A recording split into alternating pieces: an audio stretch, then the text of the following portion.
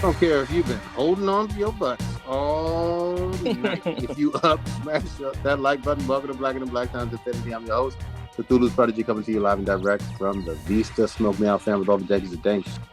On my left, your boy Blue. Woosah. Everything will be okay. Woosah. On my far right, engineering on the ones and twos, choke people out on threes and fours, Chronos. America has chosen to cowabunga, apparently. So here we go again. Cowabunga it is. Resubscribed. Cowabunga it is. No old ninja up on the show tonight, but we're going to hold it down regardless. Yep. Are we starting off with any stats? So for the stats, first in the chat is Papa Bear. Thank you for being in there again. I'll see you on Sunday, which is also the Marine Corps birthday, which also I won't remember probably most of that day. Once I get out there. And listener of the week would be Zor. Once again, thank you very much for listening. Actually, shout out to Zor. He was just he went to he went to Spain recently. I can't remember. He went to Barcelona, and on his way back, his flight was delayed. He ended up staying in Germany. But while he was there, he picked up this cool glass of this beer. Is that Polliner? It is Elder. It's Erdinger. Oh wait, I got. Bruh, what the fuck? Wait a minute. Wait a minute. You can't be dropping those slurs yet. Edinburgh. Erdinger. There you go.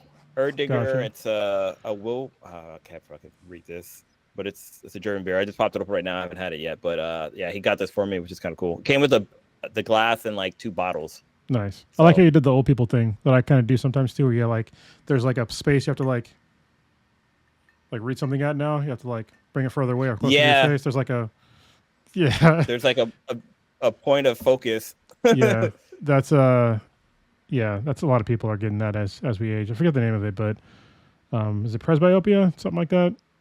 Yeah, something like that. Yeah. Yeah, it's funny. So for me, I get that when the field of vision is where I can normally see without my contacts, which is like super close to my face.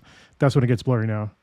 But without my contacts, like I can see things at that distance. But it's like it's got to be pretty close.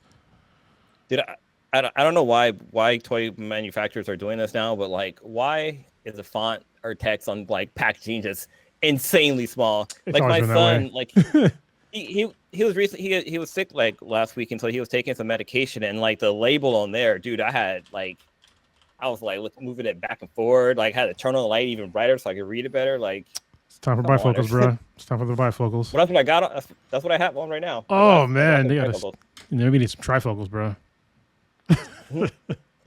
Yeah, your vision does not get better as you age. Let's just say, oh shit, Hey, old ninja, coming off the front ropes. Is he gonna come to us from his house or? I don't know where. He might be on the road. No, he's at his home. house. No, Right. I thought. No, I'm at home. I thought about doing the road, but I'm not trying to. This drive shit's working. in the dark. Oh, shit. Yeah, it works. Hey, so for one, this beer is really good. It's very, very good. It's what you would think a German beer would taste like. TBH. What did I walk into? Even though if if he'd have bought this in a couple of months from now, he probably would have been arrested and hung for treason or some shit like that. Bringing imports in from another country. That'd be a 1,000% tariff, sir. Mm-hmm. All right. Oh, I'm drinking again, by the way, because Sober October is over. Thank goodness Yes, right it now. is. I have Pliny for President, which is like the best beer. Nice. It's not the best, but it's pretty good. I'm kind of sad that it lost its the percentage on ABV for some reason. Last 4 years ago, it was 8%. This year, it's 7%, which is kind of weird. So yeah, and I also no, last year. So I have last year can last year it was 8%. Yeah, this year it's 7. You mean 2024? Yeah, 2024. Real quick, there should not be any drops with the internet today. I literally ran a hard line down to my router downstairs, and I have a new camera that like follows me when I move, so it's kind of cool. So my camera looks a little better. Yeah, right. There's probably like a midget behind the camera. That shit is smooth though. It tracks you like it was properly, pretty smooth. You know? Oh yeah, and it's like it's silent, and so it's like it's weird when it moves. It's a super tiny camera too. It's like, see, it's literally this big. Mm-hmm. So yeah. All right. It's not the size that matters. Yeah, it's called. If you're curious, it's called the OBS Bot Tiny 2. It's nice. Good shit. So I mean, obviously, giant pink elephant in the room. I know we're going to touch upon it. I believe it's a red elephant in the room. Off the bat. I believe it's a giant red elephant in the room. Yeah, red, orange, pale, white. Yeah, set it up, Colonel. So you can do it. Yeah, I mean, President Trump again. He won, which is amazing to me. But it was not outside the realm of possibility. So I'm not that surprised. I know a lot of Americans feel some sort of way. I'm not going to cry about it. I have a lot of thoughts on it. That's for sure. For most of today, I try to just keep my peace for the day. I just try to not get angry about stuff. I mean, he won. Hopefully, I said this last time, and I regretted it. I'm going to regret it again. But I still hope he does a good job, because if he doesn't, we all suffer. And I said this 4 years ago, and I lost friends over it. People called me Uncle Tom for wishing a guy did a good job running our country, which seems kind of ridiculous, but whatever. We'll see what he does this time. It's probably going to be even worse shit show, but I hope for the best. He won by a lot, by like millions of votes this time. We're going to get into the weeds about the statistics because I'm kind of mad about some stuff that went down and all of the hand-wringing and placing of blame on people that had nothing to do with this. Particularly, I'm pissed that Democrats want to blame black men about this. When black men came out to vote, like way more than half of us did. I didn't vote for Kamala Harris, but guess what? My vote didn't matter anyway. If you want to blame it on like who I voted for Jill Stein. I talked about it before. And if you take every single third party candidate vote and you gave it to Kamala Harris, she still would have lost by over 1 million votes. So don't come out here with this bullshit. If you want to place the blame on people, I mean, this isn't racist. This is just a fact. It's white people that voted for him. It's overwhelmingly white men and women. So if you want to look at like changing the demographics, if that's what you want to do in America, look at like, the 24% of white dudes that didn't vote for her, which, I mean, that's their right. And then like, it was like 30-something% of white women that voted for her. So that's not a lot. But meanwhile, you want to focus on the 16% of black men that didn't vote for her. But there's 7% of the population. White folks are 75% of the population. So get the fuck out of here with that bullshit. And as predicted, I called it a while ago. I didn't think he was going to gain more votes, and he didn't. He lost it like more than 1 million votes. So, but for some reason, election, right? Yeah, but for some reason, we're missing 20 million Democratic voters. So, whose fault is that?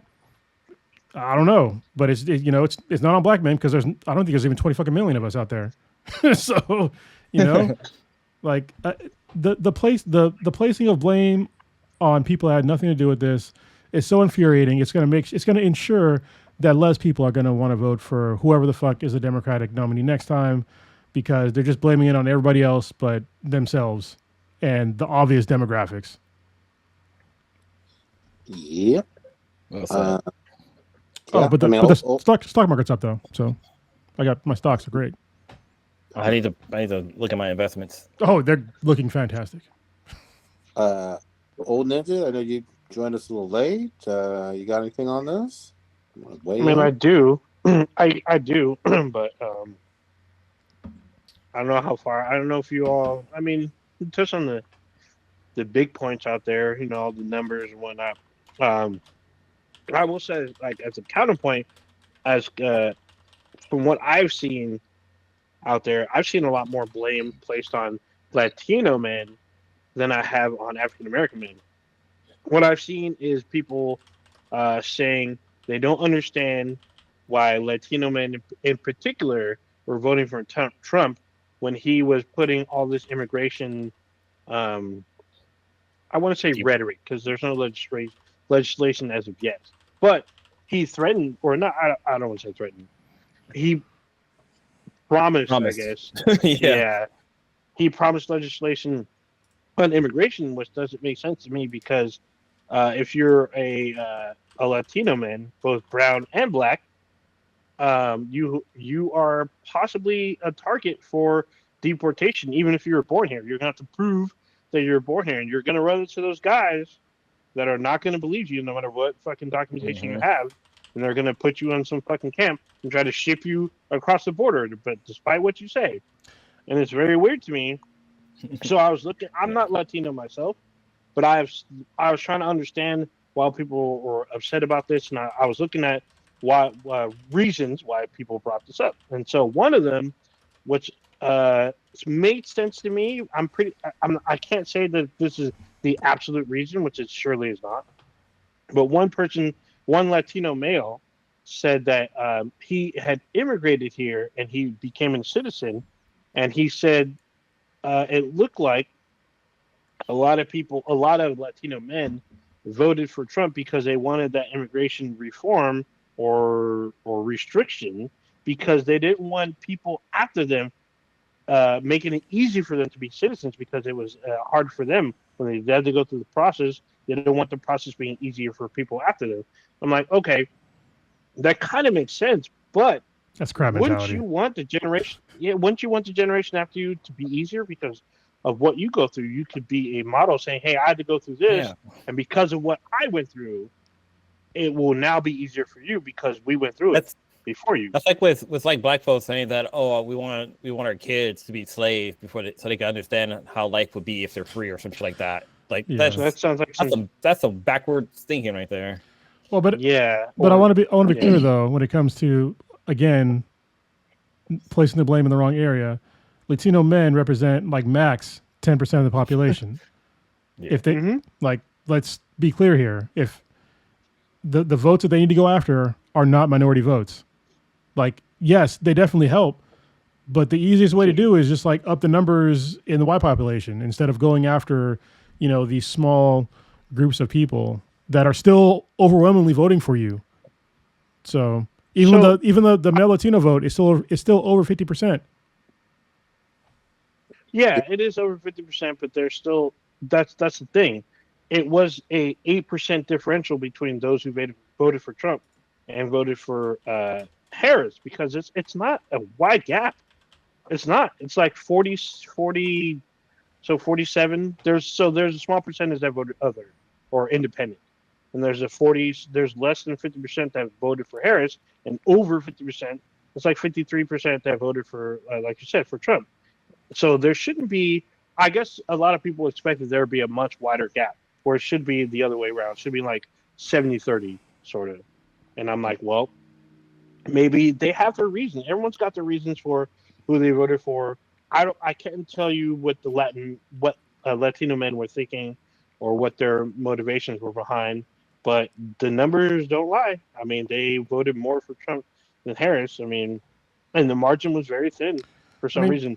On the flip side, it wasn't thin on the obvious area though. That's no, yeah. I mean, with African American men and women, it was like an 80%, I think, for men, and 70%. No, it was 83 for women, African American women. No, it was not. It was 90 for African American women and 83% for men. Was it 90? Correct. Yeah, 90. Yeah. Okay. Correct. Yeah. So compared to the Latino votes, and Latino votes. Well, that's what I'm saying. Is like if you get like over 80% of the black male vote, like how much more do you want? Like there's no way you're going to get 100% of like anything. Yeah. So like them trying to get like more and more, like, come on, there's going to be reasons why they don't like you. And I told you my reasons why I didn't vote for her. All right. And I'm not the only one. So it had nothing to do with her being black or woman. I had no problem voting for a black woman. Shit. Obviously, my mom was a black woman. She was great. Mm-hmm. So I'm not going to. Yeah. So I think this is complete speculation, but I know that Trump kept pushing. Well, this part isn't speculation. We all know that Trump pushed racial. I don't want to like racial undertones for his campaign. Like he kept pushing it, and I have very heard Kamala Harris mention it at all. I think she focuses mainly on communities, and but the thing is, a lot of people, especially those who were with Trump, he was all confused. Like, well, she said she's black, then she said she's Indian. And a lot of people would jump on that, and then their Reddit would turn into, well, she's either lying about her ethnicity or she's trying to ride the coattails of another ethnicity. And for all intents and purposes, she is a black woman, as well as she's also an Indian woman. She's not an African American woman. And I think that was like the message that a lot of people, especially among European American voters, they weren't really grasping at or didn't understand, and they felt like maybe she's lying about her ethnicity. I couldn't tell you, but it's still a fact that she may not be an African American woman, but she still is a black woman. Just like if there was a black woman from Britain, she's still a black woman. She may not be an American woman, but she's still a black woman. Maybe from the UK by way of Africa, or she was born in the UK, all out. But it's still not a false statement saying that she was a black woman. For crying out loud, she went to a historically black college and university. She went to an HBCU. She went to Howard University. I mean, very much so. So, I mean, it's kind of weird. Also, the African American community also jumped on that as well. Because I think there are some people that felt like she's trying to basically use the culture to gain votes. And I personally think that might be a missed kind of target. I couldn't tell. I wasn't exactly following all that. I feel like Obama kind of did that too. Like he kind of used his ethnicity to get some of the votes. Because like, you know, he would, I think with Obama, he did a lot of like pop culture type stuff. Like, you know, he was on Jimmy Kimmel, like all these different night shows and stuff like that. They did too. But no, I'm just saying like Obama kind of started that. I don't want to say he started the trend, but he was more active on like social media type stuff. I have to give kind of some pushback on this, the premise of this, of saying like them, you know, leaning into their actual, you know, culture is somehow wrong, because nobody complains about all these white presidents. That's true. That go they go to fucking farms and factories and all shit. They ain't fucking working a factory or a farm. Like golf courses. Why don't they get passes? Yep. Or why do they get passes and black candidates or candidates of color don't? Like you tell me that a person of Indian descent and African American descent can't talk about, you know, eating soul food and Indian food.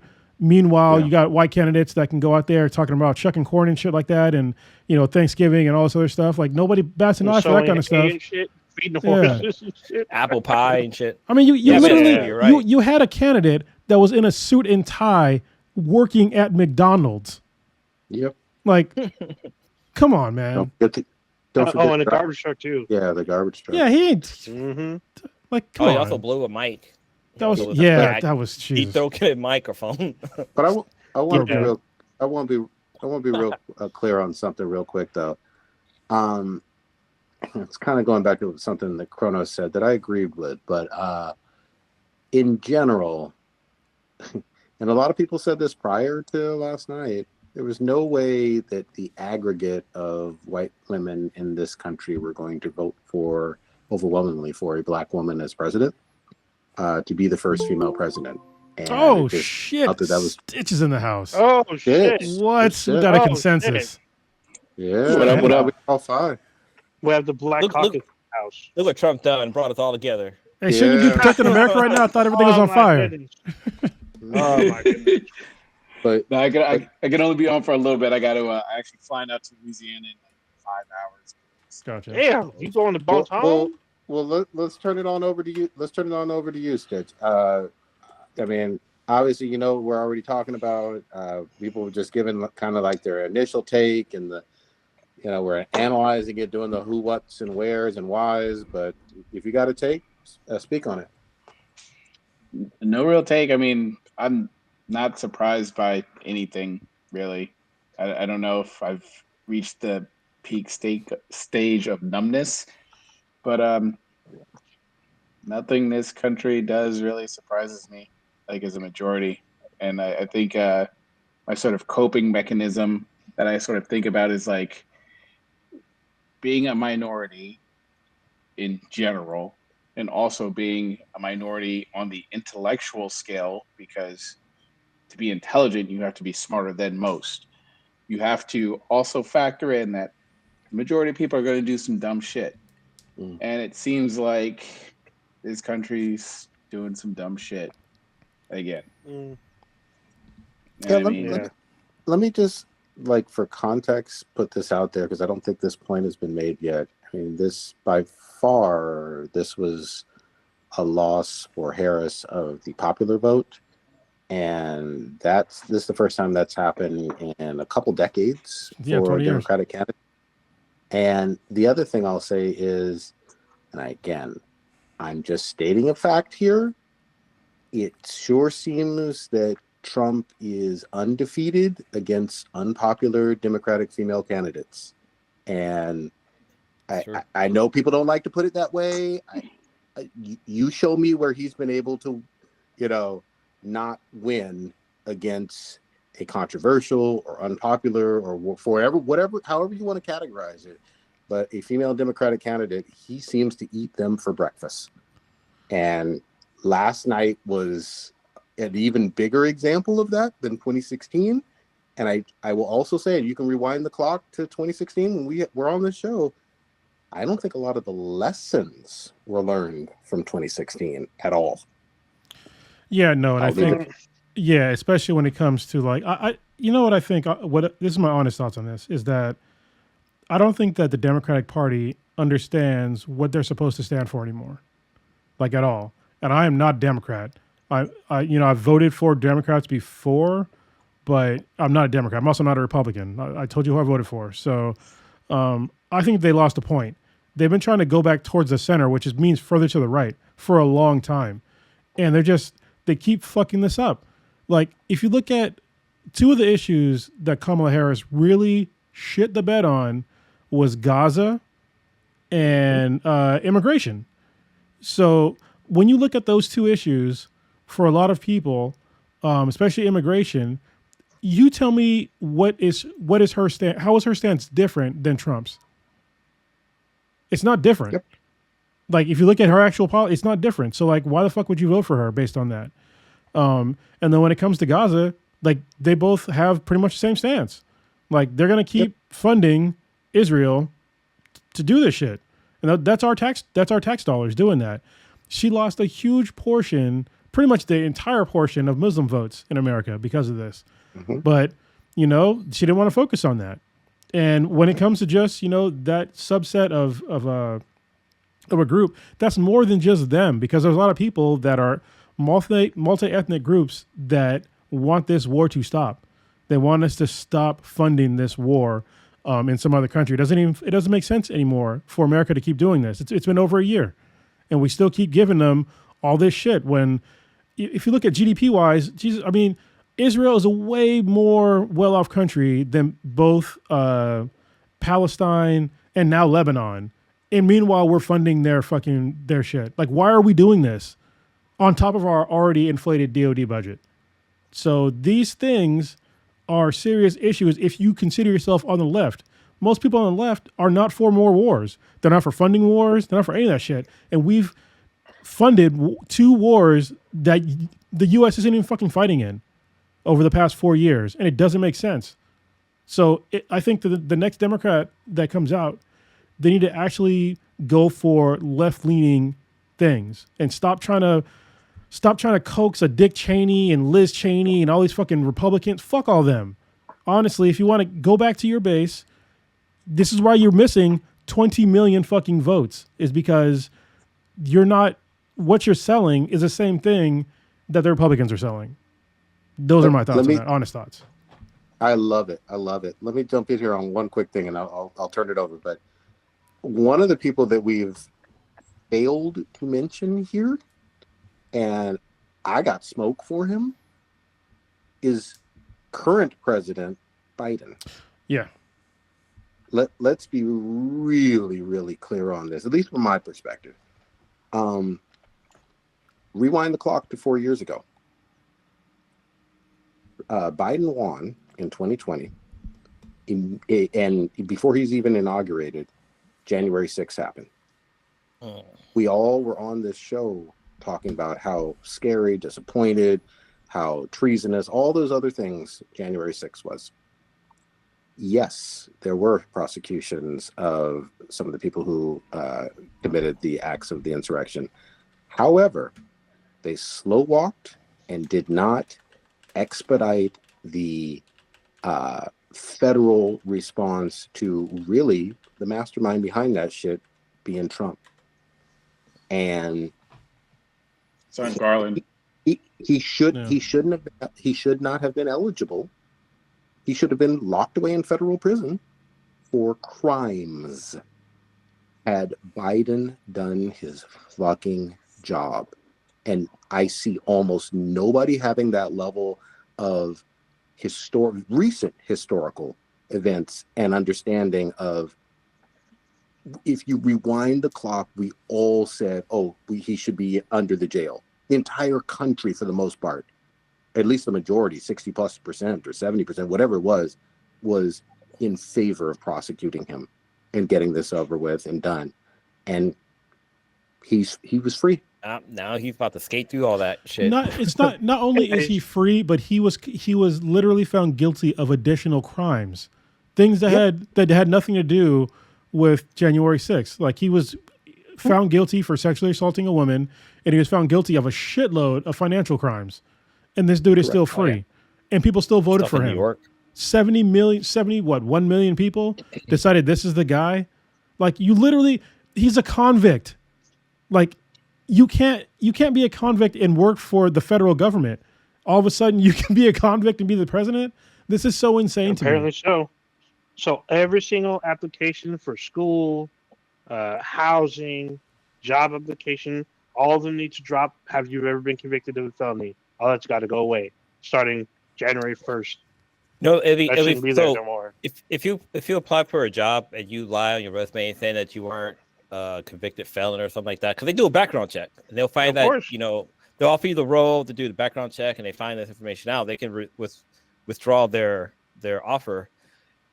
If only America could do that. But 71 million people want this. It should be done. The same goes for housing, because if you apply for an apartment, most apartments now, they also do background checks, and you have to fucking pay for that shit. And if it comes back that you were a felon, you can be denied housing. All that shit needs to be wiped out. Even on fucking school applications or whatnot, all that shit needs to be gone as of now. And if you do, and they tell you this, you should say, hey, the most powerful position in the free world is by a felon, so you should not be able to deny me. And take them to court. Fuck it. All that's fine, but again, we're at almost 3.7, 3.8 years in, and not just Biden, but his whole administration wet the bed on something that was a layup in terms of Trump being guilty of stuff. Yeah, it's like it's like in Street Fighter when you see the guy all dizzy with the fucking birdies and stars and shit like that. That's all bad. Sweep the fucking leg. Sweep the leg. You gotta fucking throw him. You gotta throw him and get that higher damage. And they did not in jail. And I mean, we can talk about like, yeah, he should have been brought to court, but the court's rigged. Like, we see that. So it's like, where are you gonna go? You're gonna go to the court that he owns. He put those people in position. He created a monopoly by putting these little pieces in all these different branches, and his so-called yes men. So the highest court in the land can't do shit. They ain't gonna do shit. Yeah, they'll either source say the government right now. What'd you say, Blue? I mean, he also. No, I was saying Trump either source say the fucking government. Well, no, I mean, here we are looking this way, but then these motherfuckers just. I hate that he gives. We're giving this guy too much credit. It wasn't. Yes, he's the one that did that, but he basically just ran a playbook that was Mitch McConnell and other, mainly Mitch McConnell and like some other like Heritage Foundation and other people. He's not that smart. Like, he's pretty stupid. He just he just did whatever they said so he can do like less shit. Like when you saw the real Trump when a crisis came out.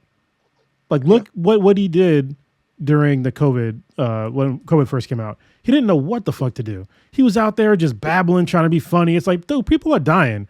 Talking about shining UV lights in people's bodies and putting bleach in their veins.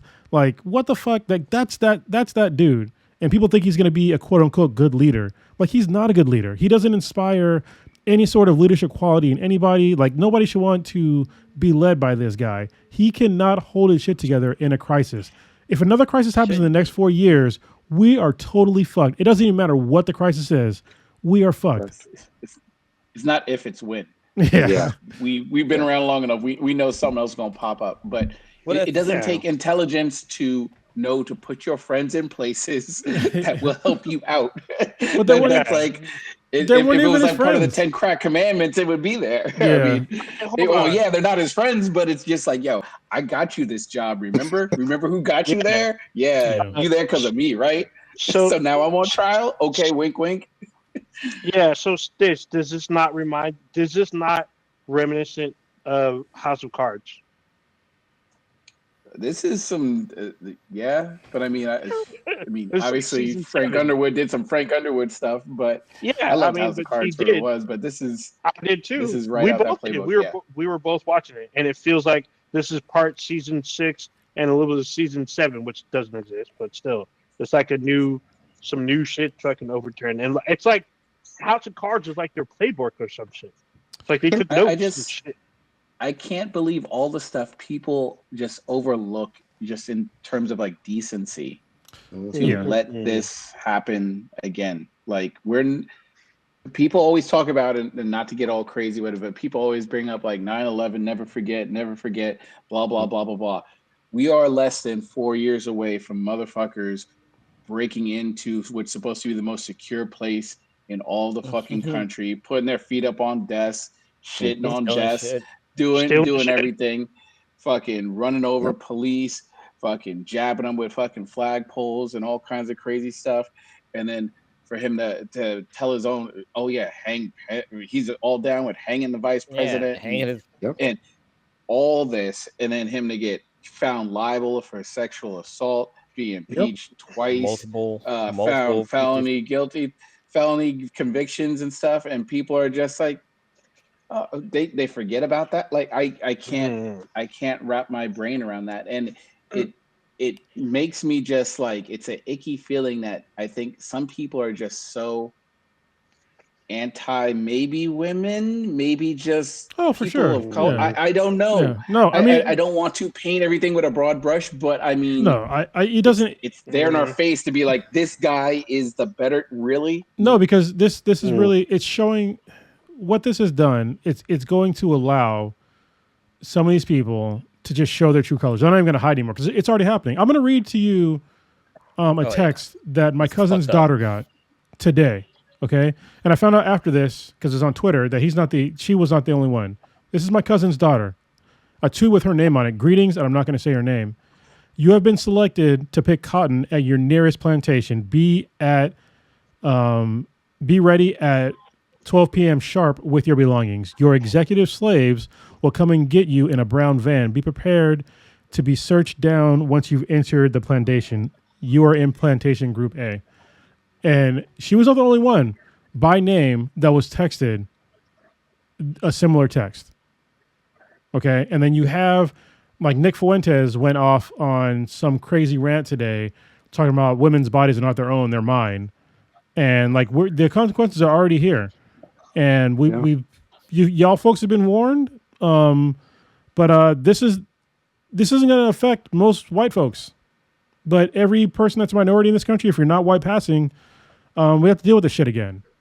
You know, shit like this. Like I can't imagine how my cousin is going to explain this to his daughter.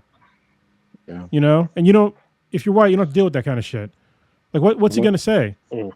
And what if I have some, I've already had, a kid at my daughter's school like call me a monkey like a couple of months ago, and it's only going to get worse because these shitty fucking people that it's not all of them, but I'm going to say it's fucking most of you that have these thoughts and feelings, and now you're just letting it out there, and it shows through the way that your children act. It shows through the way that you proceed yourself on, throughout America. We've seen all these fucking Karens and Kens and all that shit doing it. I expect these things to get worse in the next coming months. And we have to deal with it. The next 4 years. So, 2 things. One, be prepared if you're playing any kind of game, it's most especially Call of Duty. Be prepared for the increase of the N word. I mean, it's coming. It never stopped. Twitter, Yeah. I mean, ain't changed. it was reduced. It's just going to be more prevalent now. Also, question to the panel: how many of you have talked to a legit, not a Trump supporter, like a legit MAGA supporter So hold on, recently? can I ask for clarification on that one, Old Ninja? And I'm not trying to go off on a tangent. Go ahead. But do you mean red MAGA or blue MAGA? Because Red MAGA, red MAGA, no blue, nothing blue here, all red. Okay. I'm talking to people that have a truck and have MAGA country flags. Yeah, I How don't. many of you have talked in the last month? No, not in the last month. No, I mean most of them have found their way off of my friend list. So anybody else? I've seen some in the wild, but yeah, I haven't associated or talked to with one because it's just. What am I going to talk about? I care about my mental health too much. That's the main thing. So I know there's some folks. Go ahead. Well, I know there's folks I do jujitsu with that are likely on the MAGA side. Actually, I know they are. I'd say they're Republicans. I don't know how far MAGA they are, but I purposely do not bring up certain subjects with them because, I don't like to roll angry. So I'm not going to do that. I don't want to I don't do that kind of energy to. It's just there's no need for that. And then Stitch. I mean, I figured before I'm gonna get you real quick, Prodigy, but Stitch, you of all people, I would say is the closest out of all of us that would deal with red MAGA, 100%, even here in California. Yeah, I mean, I don't talk politics at work. Dude, hold on, Stitch. Are you doing fucking construction on your house? No, Lilo's downstairs doing something. Oh, okay. She's building a bunker. She's got a fucking backhoe, just fucking shit up. Yeah, she's building a bunker. She's like, I ain't renting. She's all, these motherfuckers ain't taking me. Damn. Yeah, and then, I don't talk politics at work. I keep it strictly business, and I just try not to even go down that rabbit hole. I know better. I see that Cronus's youngest, or not youngest, his oldest is on. And I wonder if she's had to deal with any megas. Yes, I mean, she just said it in the chat. I mean, she was told that she personally didn't deserve an abortion because it's quote unquote not her choice and it's quote unquote not your body. That's what somebody told her at her. And I'm not going to go off. Gotcha. Her job, is not a great job. I'll just leave it at that. I like what she does. She has an actual her skills are really cool, but her workplace, I cannot personally stand it. So she's a welder, right? Doesn't she she's a welder, and I'm not going to say where, but she's an awesome welder. That's cool. Well, I mean, she's an awesome sculptor. I'm sorry, artist. Overall, we've seen her work over the decades, and it's been very impressive. But I must. Holy shit! So Domino confirmed too. Domino, she knows people that got that text today as well. She said she knows. Yep. So to Prodigy, you haven't last but not least. Yeah, real quick. Not as much interaction with the red MAGA, but the reason why I made that distinction is the disturbingly quote unquote patriotic blue MAGA folks as well. I've had more interaction with of late and more arguments and disagreements. Those have been very, very challenging conversations for me. And yeah, there's just been a whole lot of vitriol back and forth, and it is what it is. This does not mean that I am in any way happy about Trump whatsoever. But I want to be very clear that I did not, support Harris. I think that who did you actually vote for? I mentioned it on here a while ago. I voted for Stein. Okay, we're in the same boat. Yeah. Yeah, there were things that Kamala supported and was leaning towards that, in fact, were really a continuation of Biden that I just did not agree with. A lot of them, and where way too many. I'm not saying they're the same. I want to be really clear, but too many similarities in that Venn diagram with Trump. And my disagreement with the blue MAGA folks has been about me being critical of Harris and some people basically wanting to put some halo on her. And I'm like, not around me. Not around me. Now, you could say so she is a little bit better than Trump on this, or a lot better than Trump on this, and, blah, blah, blah, blah, blah. That's fine. But when you try to pretend like she was some perfect candidate, that's where you lose me. I'm sorry. I mean, well, before I give my reasoning, I want to ask the question: has there ever been a perfect candidate? I don't think so. Not in my lifetime. Not that I've seen. You're absolutely right. Not perfect. However, and everybody on this cast has heard it before. Oh, the lesser of two evils. Two evils. Look, I will say this candidly. Evil is wrong, and if you got two of them, you got a shitty choice. Hey, my mama said 2 wrongs will make it right. Yeah. So I'm sorry. But two negative does make a positive. If certain shit stinks, then it stinks. And, I think it's mathematically been proven she got less votes than Hillary, correct? The fact check. Yeah, I believe overall, total. So, okay.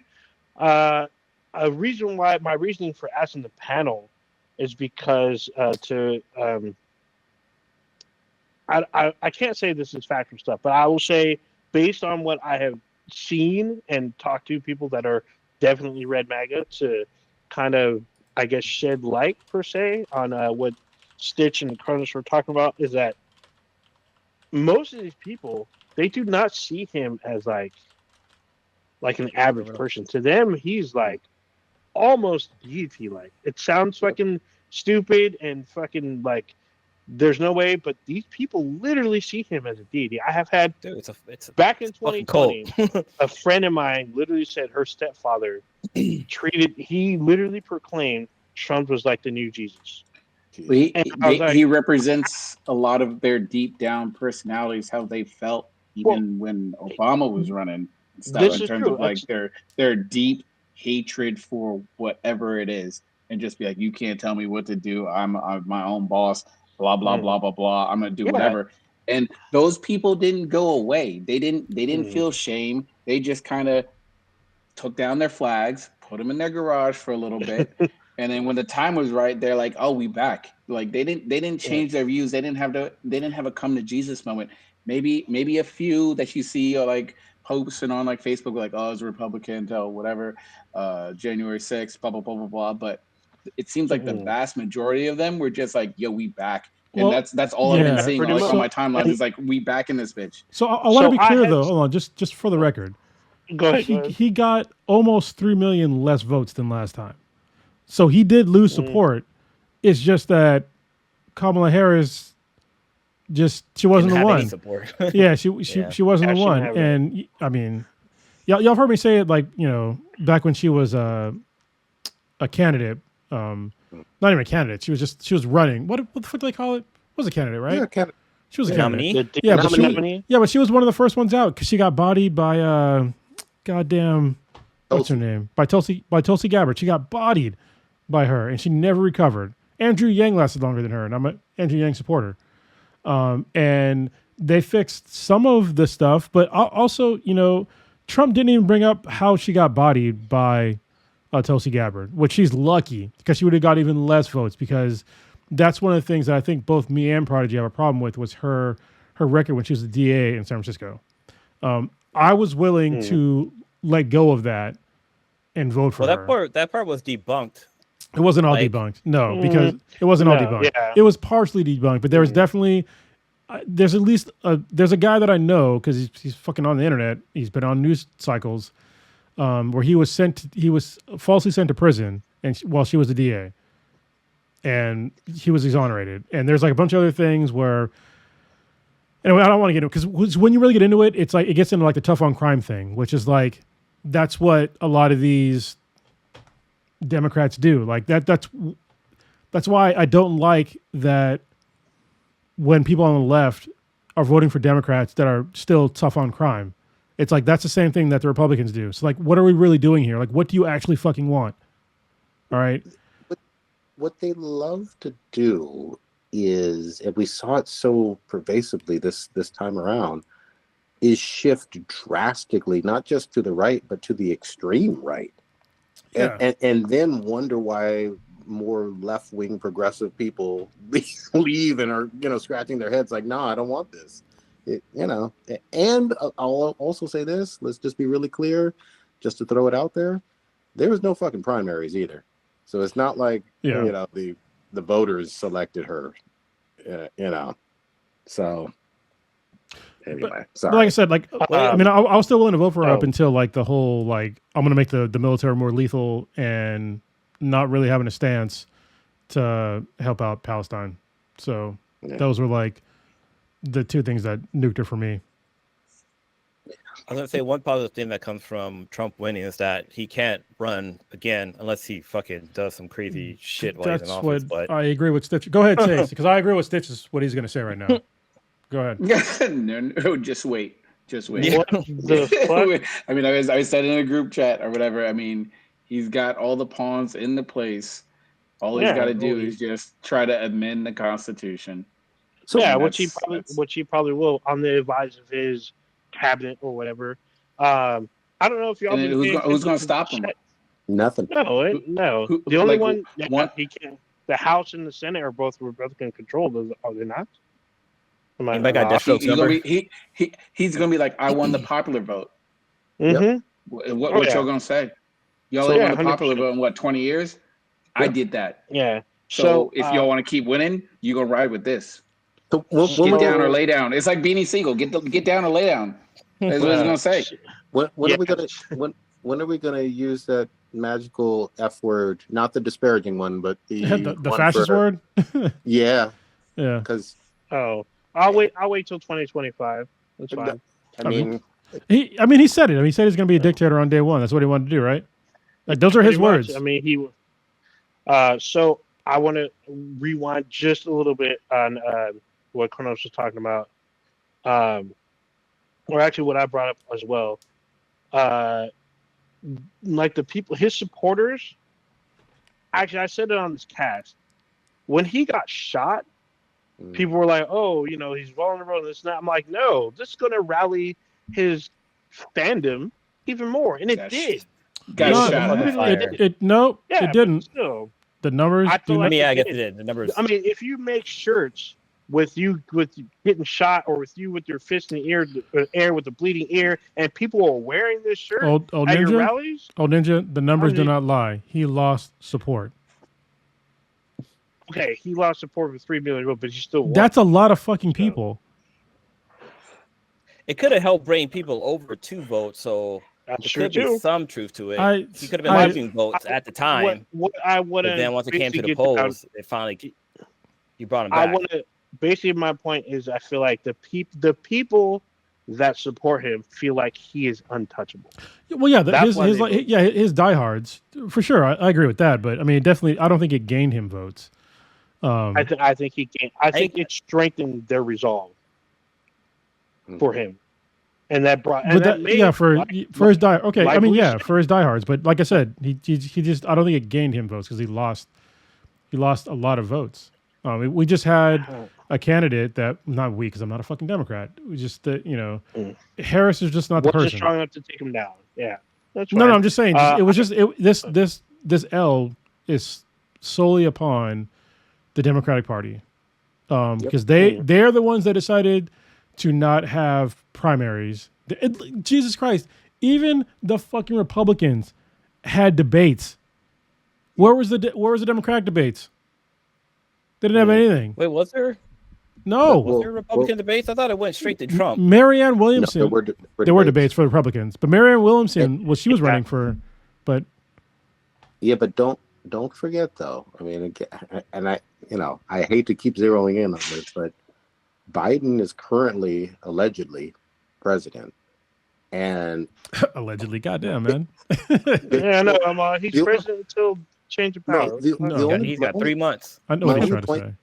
Yeah, my only point with that is they Weekend and Bernie's are fucking POTUS. Yeah. And that Weekend at Bernie's style has been going on for longer than just late July when they did this switcheroo. And anybody who had the eyes and ears and just awareness to say that earlier this year in calendar year 2024 was ridiculed and dismissed and, oh, you're just a hater and blah, blah, blah. And it was painfully obvious to everybody who could see him. He couldn't put two sentences together. Still can't. And he was having cognitive decline. He's an old guy. So they both are. Yes, there's no doubt about it. But it was so obvious that he, again, as the incumbent, you don't look like a true commander-in-chief because you're having cognitive decline that everybody can see every time you speak. And then you're still going to wheel him out there on a campaign for the first 7 months of the year, talking about 4 more years, screaming that was a big turnoff to a lot of people. Well, even if Trump doesn't change these rules about how many terms you can serve, he's still. This is the blueprint now for Republicans. This is we gonna run on hate, and we gonna run on just talking shit. And not even telling what we're going to do to fix the country. We just going to be like, yo, fuck the other side. Yeah. And, I mean, people already... Why would you not follow that path? If you're trying to, he's paved the fucking, the brushes and the shrubs. He's like, this is how you get to the fucking top. Follow my path. And so this is going to be a repeating cycle, whether it's fucking Vance or the next dude that tries to come in behind him. And it's scary because it's like, all right, how do you even stop that? Well, I don't know. Let me be real clear with that whole F word I mentioned here. Rounding up of folks who dissent is part of that. So when you talk about, this is the playbook that's going to work, if there's no competition, it's even easier. Yeah. I don't know. Have y'all been reading Palpatine shit? Yeah. Oh, 100%. The Palpatine memes have been hilarious, actually. But Domino posted that she's seen a post on Facebook where a white girl is going around asking if slavery is coming back. And if it was, who's going to be her slave because she's going to be a good mess. God damn. I don't even know. This is day one. It's just a random. Domino's black. Yeah. Oh, You're saying she's going to be the master. No. Well, she's some white girl says she's going to be a master. But this is just the start of this kind of talk that we're going to see ramp up. And also, I don't know if y'all saw, but Trump told Elon Musk that he'd have a place in his cabinet. Yeah, which is crazy to me because Elon Musk is not really a good businessman. And y'all, you can fight me on this, but he's kind of I shit on him a lot. Actually, I had a list of things that I wanted to bring up about Elon Musk, but he's not a good businessman. He's not. He's a good investor, 100%. But let's just be clear here. I forgot the dates. I actually wrote it down, but then I rebooted my computer. I forgot to save. When did he announce the Tesla fucking the new robot. Tesla Roadster? It was in 2017. It was in 2017, I believe. Where the fuck is it? The Tesla Semi. He announced it in the same year, 2017. It was supposed to be mass marketed a couple years later. This is now 2024. Have you seen a Tesla semi truck on the road? Maybe a couple. No. Cybertruck is here. Yeah. I've seen 3 of them. I don't know if it was a Tesla though. The Cybertruck. I've seen the same semi. I always see the Frito-Lay and the Pepsi one. Okay, just let me keep rolling. All right. Keep going. The fucking Cybertruck, it's here with a lot of problems. I think we're on the 5th recall now. Okay. Yep. He also, in his latest thing, he announced the Cybercab, which is like a taxi thing, but it's 2 doors. It's fucking dumb. Anybody knows if you're going to have a mass movement type of thing. You can't just have 2 doors with 2 people. Like, a family takes mass transit too. Like, what are you thinking? This is such a dumb concept, and it's obviously just a Model 3 with different skins on it. Like, come on. And it wasn't even on like normal streets. And they still don't have full self-driving, which they announced like probably a decade ago. Like, that's not, he's basically a fucking snake oil salesman. Then he had the I don't know what they called it. It was like the bus thing, but it had 0 cameras on the outside. It was way slow to the ground.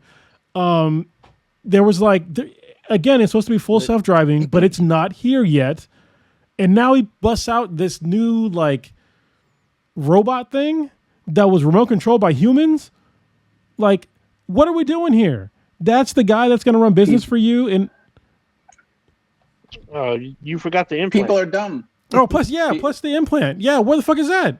It's more bullshit.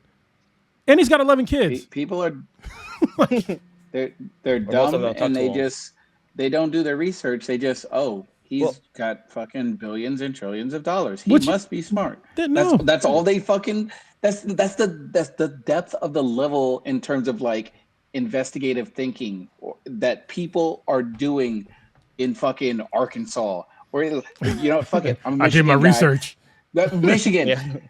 You have all these auto plants and shit, Ford and GM and shit like that, and you're like, oh yeah, fuck the electric cars and shit like that because we want these fucking American muscle, blah blah blah. Oh, but I'm gonna vote for the guy who's partnered up with fucking Elon. But I mean, Elon technically Elon it's an American company, but also this is the other side that I don't fucking get is that this is how I know he's so goddamn stupid because Elon Musk, he owns most of Tesla. All right, he's a CEO or whatever. All right, but he keeps going for these right wingers that are never going to buy an electric car. They're never going to buy an electric car. I'm like, bro, go to your base, like appeal to Californians. On top of that, like, the batteries for Teslas aren't made in America. Like all the chemicals and shit for those batteries come from they're like from fucking Mexico and other different countries. So if this tariff tax that Trump is talking about, it's going to hit Elon's pocket. Well, it's not going to hit Elon's pocket. It's going to go to whoever the consumers are because that's how the fucking tariff works.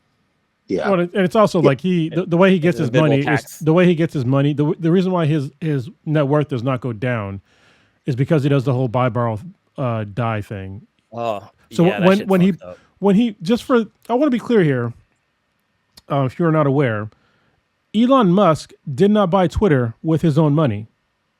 Correct. Okay, he got a loan from a bunch of banks to buy Twitter, and he overvalued it. I think it was like $45 billion.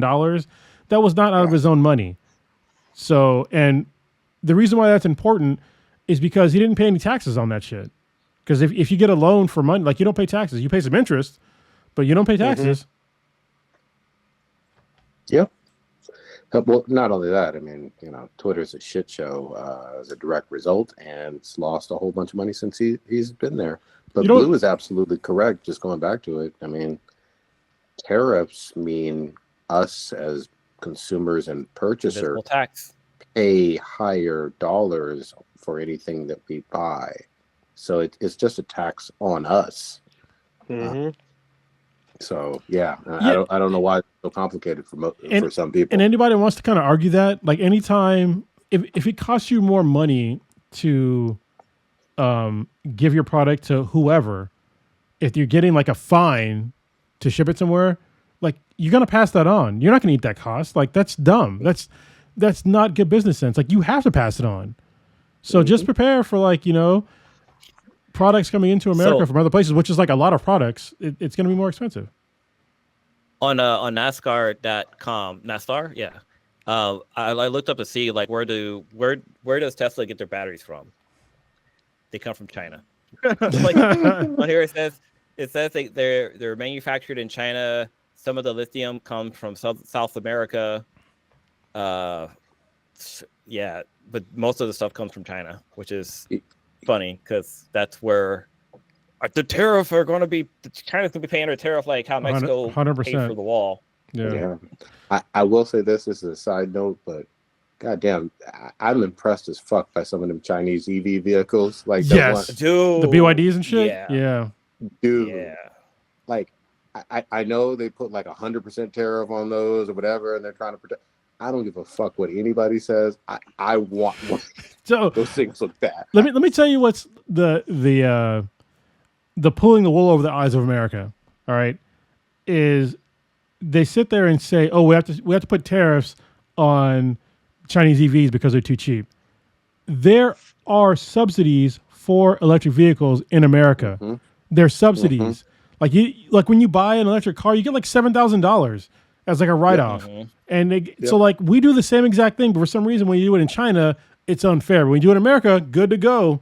Like, what the fuck? And like honestly, like a lot of those Chinese-made EV cars, they're better than the American-made ones. And that's the main reason why they're doing it, because they're trying to give America enough time to catch up to the Chinese EV technologies. So yeah, because if that playing field was level, we'd all be rolling around in some $15,000 to $20,000 better quality EV Chinese vehicle. Like you ever wonder? Oh, another broken promise by Elon Musk is a $25,000 Tesla. Where the fuck is that? Oh, that's not out yet. I thought that was been out. Where's the Model 2? I don't buy Teslas. I have no idea. One quick thing I wanted to say is that anybody who voted for Trump, I do not want to hear them put Floyd Mayweather. Was it Mayweather? Well, George Floyd. George Floyd. I don't hear them say anything about George Floyd being a criminal felon and became like some kind of popular hero to the black people. Like literally Trump has multiple felons. He's assaulted women. He's conned people out of money. He's going to trial for stuff in New York for all these bad business practices. He's practiced racism and stuff like that. The fact that they voted for him to be president just shows that like you don't fucking care about somebody being a felon. It mainly came down to the color of your skin when it came to George. 3 times. Part of it, yes. Yeah, you have to say this part out loud now. It's thrice that a lot of these folks have voted for. Not all, but a lot of people have voted for him. I'm gonna say from what, like I mentioned before, Red MAGA, their big points from what I've seen. I can't speak for all of them, but from who I've talked to, there's some deep people that literally live in what I would say deep MAGA country. The reason why he got their vote from these people, it's like a small. I'm gonna say it's like a small poll. The top 3 things. One, they would say back in 2020, things were better for them. Like the economy was better. They were like groceries weren't expensive for them. They were able to feed their families and whatnot. The other one was war. We're not at war. They're afraid that Kamala is going to drive us to war, or she's going to start World War III or some bullshit. And then what was the third one? There's one more third talking point. I can't fucking remember now. Oh, yeah, inflation.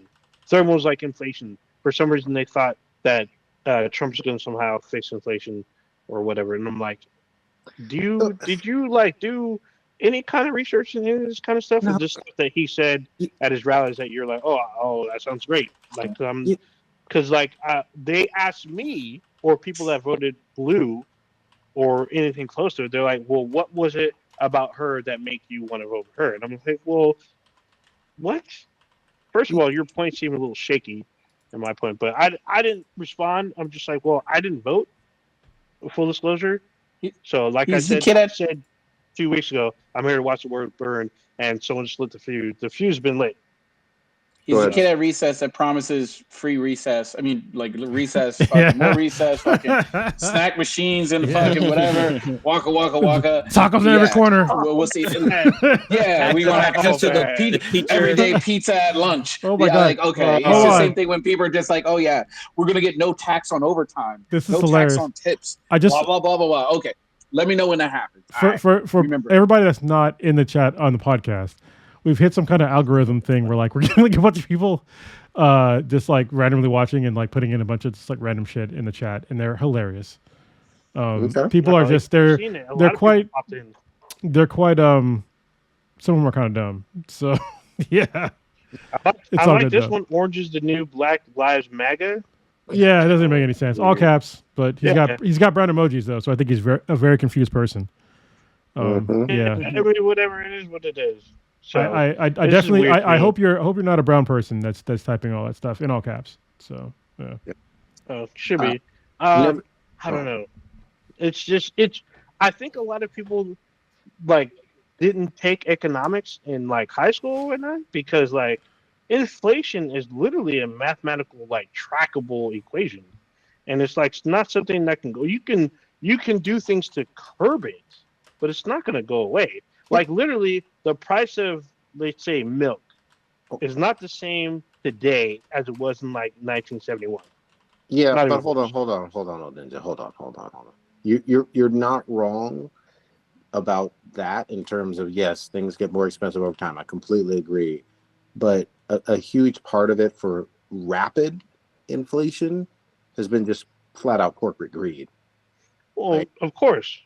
I mean, yeah, like I said, that's the part where I said it can be curbed and adjusted, but record-breaking profits is still there. Yeah, record-breaking profit, but they end up laying off 18% of their workforce. Yeah, for some reason. So, and one last thing before I gotta bounce. It's like everyone was trying to. Oh shit! Oh, he froze. All right, somebody got him. They got him. Right, right when you had J-Lo. There we go. He's back now. You got Hold on, rewind a little bit. Rewind Stitch. Before you bounce. Oh, can you hear me? Yes. Yeah. I was saying everybody was getting on Harris for like having J-Lo at her thing and saying like, oh, J-Lo, she was dating Diddy and blah blah blah blah blah. I'm like, did we forget about Epstein? Like, did that whole thing not happen in like recently? And everyone was just like, oh, release the Epstein tape, release this, release that, Epstein this, and then just quiet. We just going to sweep that under the rug and forget about it. Yeah, because once Donald Trump's name showed up on it, they were real quiet. Nothing surprises me anymore.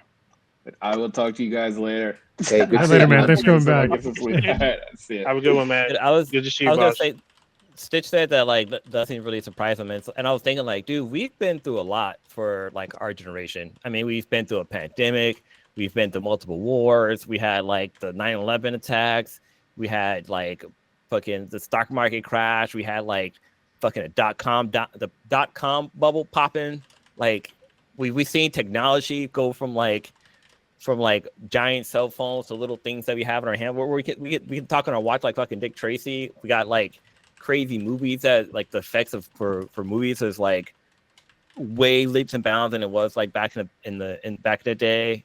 But like yeah, like when I found out when they announced that he won, or when he came out and said like he won, he still hadn't crossed the 270 threshold. I was honestly shocked, but like not too surprised. And one of the funny things too is that like there's a lot of people out there who are like professional predictors who have predicted like the last 15 different presidential elections, and they were like they only got one wrong. And like this one guy was coming out of the woodwork saying like, I didn't say Kamala was gonna win. I told you that it was gonna be a close one. Like, nah, dude, like you're on fucking tape saying Kamala's gonna win by a fucking landslide. Like, get out of here with that bullshit. Yeah, and we've talked about it on this show too, but you know, neither party is ever willing to have a discussion with the American people about abolishing the goddamn Electoral College, which you know, it needs to fucking go as well. Not that it mattered this time in terms of it looks like he won the popular vote as well, but you know, Electoral College is fucking bullshit. Well, I think so. This is the thing that, God damn it, I wish I should have wrote this down before the podcast. But this is actually not the way that the Electoral College is supposed to go. If you go back to like the constitutional days, which yes, I understand you can't do everything like the Constitution, because if it was, I'd still be a slave. But anyway, constitutionally, it was not supposed to be winner take all for the Electoral College. It was supposed to be by the individual regions. That's why we have like way more Electoral College votes than states, because Electoral College is supposed to be representative of the people. So, you know, in California, say we have like, I don't know, what is the our amount of electoral college votes right now? What is 50? It's like 50 something. I think it's 55. 54? Yeah. I think it's 54. 54. Okay. Yeah. We'll just say 50. Okay. Not every single county in California votes blue.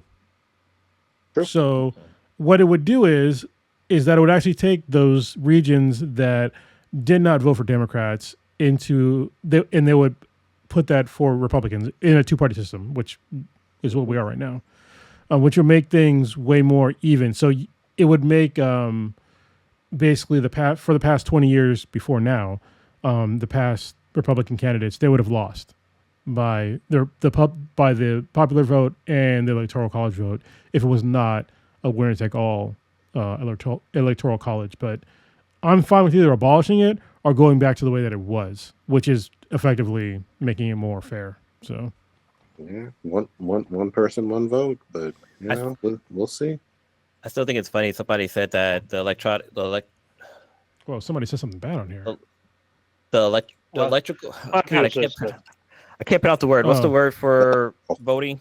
Electoral college. Hold on. Electoral college. Let me just real quick. Old Ninja, or actually anybody that's like actually like moderating, just let them go until like it gets repetitive. You know what I mean? Okay. Like, I don't mind like because I love the other one. Yeah. So that one I deleted because he literally was like calling people out, but I thought about it. I'm just gonna hit it fuck it because he's probably gonna see something else later. So okay, yeah. I'll give him time to like give out their whatever, and then if it gets like their keyboard kung fu. Yeah. So I'll give them a little bit of chances. I'm talking about the chat. If you're listening to this podcast, there's some folks that are in here just being like kind of assholes, which I'm fine with until you get to like the NPC status. You know what I mean? Mm-hmm. Then I'll put you in timeout. So there you go. So I was gonna say the electric. Oh, dude, I cannot pronounce this fucking word. The EC. Electoral college. EC. The electoral college. Thank you. Somebody had said that it's just a version of DEI, which is I can't even know what that stands Oh my for. god! Because basically, it's so that everybody gets equality or across the board, and that's basically what it's for. So technically, yeah, the person was kind of right. What? Because for the DC is just a form of a DEI, the equality, because it makes sure that everybody, like even the small towns and stuff, like their vote counts. Oh yeah, like it should be counted, but I mean it's heavily weighted for certain places. Like if you go to like through history, like the reason why this mainly happened was because of the Southern votes, right? Is that they're like there's not a lot of people in the South right now, but they're if you look at like if you compare like the voters in California compared to like the voters in like any of the swing states, like it's kind of heavily weighted towards the swing states. So. Mm-hmm. The other thing that's always funny to me, especially for folks who are outside of California, and they don't quite get this, please understand that California is nowhere near as progressive as you've been lied to about your whole life. Yeah. And it's not even just, only in the rural areas or whatever. Like there was a bunch of quote unquote progressive state-based initiatives that a lot of them lost here in California. And it takes me back to, years ago during the Obama years where we had the Prop 8, which was really all about gay marriage or whatever. And at that time, California voters said, hell no. I remember that. So, and it was already legal, I think, in Vermont and a few other places, a few other smaller states or whatever. So it's a myth that California is the most progressive place in the country or whatever. It's not. And if you hear about that bullshit, just take it from us Californians that's not the case necessarily. Did that one proposition pass, the one about abolishing slavery? No, like it didn't. With the jail system? Not. No. This actually, I've been trying to keep my peace for most of the day. All right. And I was talking to a mutual friend of ours about this because she thought that, people that are in prison should be punished and they should lose their freedom, which I agree with, but they also should not be slaves. And I got to a point where I was like literally sharing like an article about how people that are in prison actually pay a shitload of money and they're basically debtor's prison once you get there. But I was like, you know what? I was like, don't even watch that. Like, don't watch it at all. right now, I don't really give a fuck because it's gonna fuck with my peace for today, and I don't want to get into an argument with somebody that I actually respect, and I just let it go. But I'm not gonna let it go right now. So when it comes to ending slavery in California, that's a real thing. Like, people don't seem to understand. If you read the 13th Amendment, it leaves a cutout for slavery. Yep. So, people that are in prison can be enslaved. And what I mean by that is that they can work for literally for little to no wages. It's either pennies on the dollar or nothing. And it's not enough for them to pay off the debt that they have while they are in prison. So I know a lot of people think that, oh, they go to prison, it's a huge burden on our tax dollars, blah, blah, blah, blah. Yes, but also they are still paying for every single day that they're in prison. Yep. They pay that. They pay for their meals. They pay for all the commissary shit. Or they pay for their phone calls, or usually their family does, because they're in prison. They don't have any sort of wealth at all, and they're not getting paid for any work that they happen to do, or it's pennies on the dollar. Case in point, there's firefighters in California that are in prison that don't get paid hardly anything when they go and fight fires in California while they're still prisoners, and when they get out, they can't get a job as a firefighter. Kind of fucking weird, right? Yep. No, that's spot on. I'll also point this out, and everybody seems to hate this simple fact. Not everyone who's been convicted by the judicial system is guilty of the crime that they're accused of or convicted of. There are some innocent people in prison. So there's that, and it's disproportionately people that look like the folks on this cast. I know folks hate to hear that, but it is the case. Somebody's saying Google, and I'm just like, I don't even know if they're trying to tell me to Google. Arguing about something. Oh, is it between somebody else?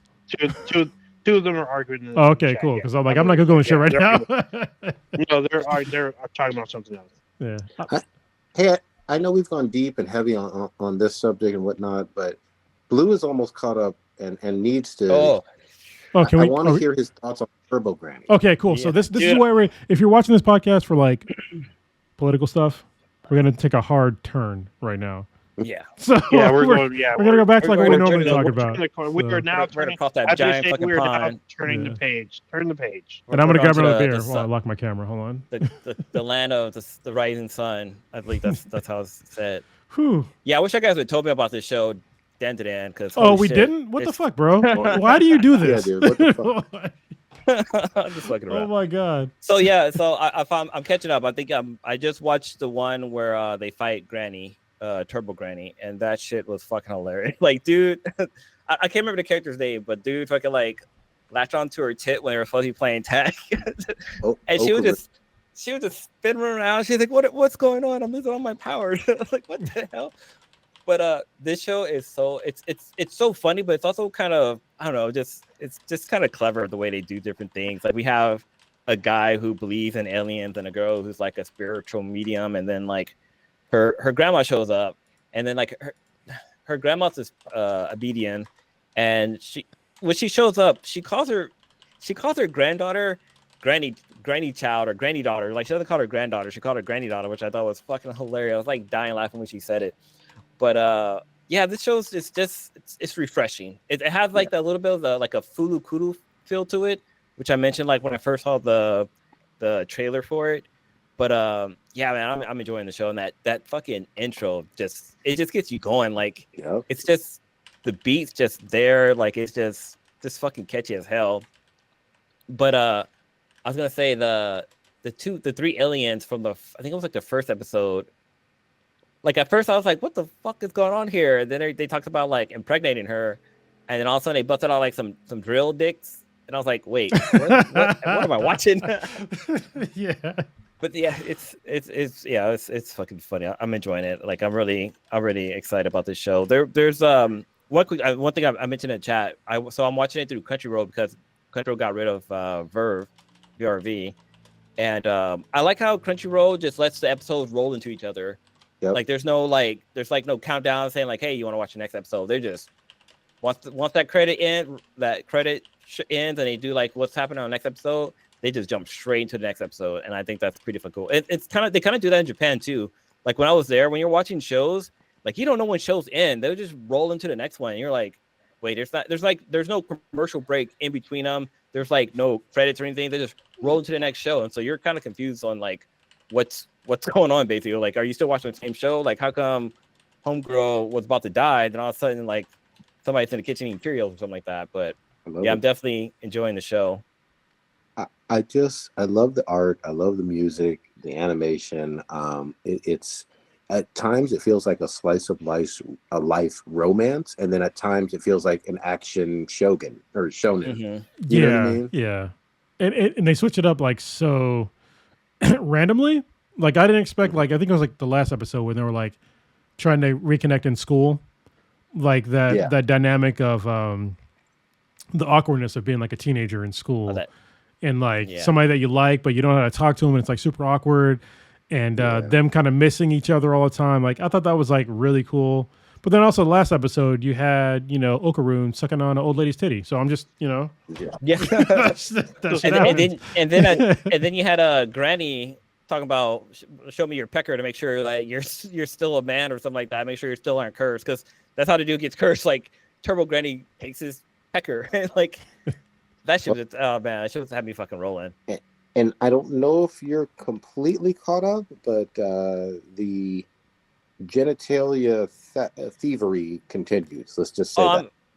Okay, I'm glad, because I like Turbo Granny was fucking hilarious. Yeah. Give her props. But then one crazy thing about where Turbo Granny kind of is formed is basically like there's like a cave that like girls would be taken to and like R-word and like murdered. Yep. And so like their spirits combined, and like so the spirits travel to the other side through a giant fucking crab, which doesn't make any kind of fucking sense, but Japan. And I guess Turbo Granny and this crab, like I guess they like collaborate or something like that. They become like a larger entity. Sure. And just that whole notion was crazy. But like, yeah, just the sad story of that part was kind of like, damn, that's fucking crazy. And like, I don't know. It's just overall, it's still a really good show. Love it. And Granny can get it. Granny, Turbo Granny, but Granny can get it. I'm sorry. There's two a Grannies. Turbo Granny and a Granny. Oh, okay. There's medium Granny that smokes cigarettes and just got a smoking hot body. But yeah, but old ninja, I'm gonna switch it up on you. I have played the goddamn beta for Monster Hunter Wilds. Yeah, I beat the brakes off this shit. I killed everything. The only thing was that I had it for less time than Plus players had, because it's not on the PS4. It's on PS5. It's on current gen consoles. So yeah. So I missed a couple days, but I did manage to play. I put some time in, put some work in. This shit looks amazing. It looks obviously better than even World or Iceborne. I love the animations. I switched up my goddamn weapon, and I was a hammer main all throughout World. Yeah. You're welcome, by the way. Yes. Yeah. Look, I will give you full credit. I don't give you enough credit on just this one thing. You got me into Monster Hunter, but I'm a dual and hammers as well. Yeah. You were trying to be guts with your fucking greatsword, didn't know what the fuck to do. I didn't know what I was doing, and the learning curve was steep. But I'm a dual wielding, dual blades kind of person now. I mean, they are fun, and I do like them. They have really good animation. The one thing I do not like, you cannot block for shit with that fucking weapon. Yeah, so I was like, oh fuck. I don't block. I just dodge like in Bloodborne. I mean, that's how I roll. But I love. I want to say this loudly. I loved this beta. Like, this is probably a top 3 beta that I've experienced of all time. Like, across every single video game I've ever played. I can't wait to play this game. I can't wait to get on there and do my SOS.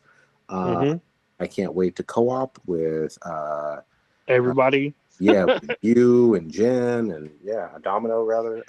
It's gonna be awesome. It's gonna be lit. What did you notice? because there was things that I had to ask Domino and B-Boy about shit, and they're like, "Oh, did you know you can do this?" I'm like, "No, what the fuck?" And they're, "Oh, did you know you can do this?" And like some of the tutorial stuff I accidentally skipped. But one thing I will say that I noticed is that now if you fire an SOS and if nobody comes within like 60 seconds, you get an AI team that comes to your rescue. Oh, wow. Like they come and help you. I was like, what the fuck?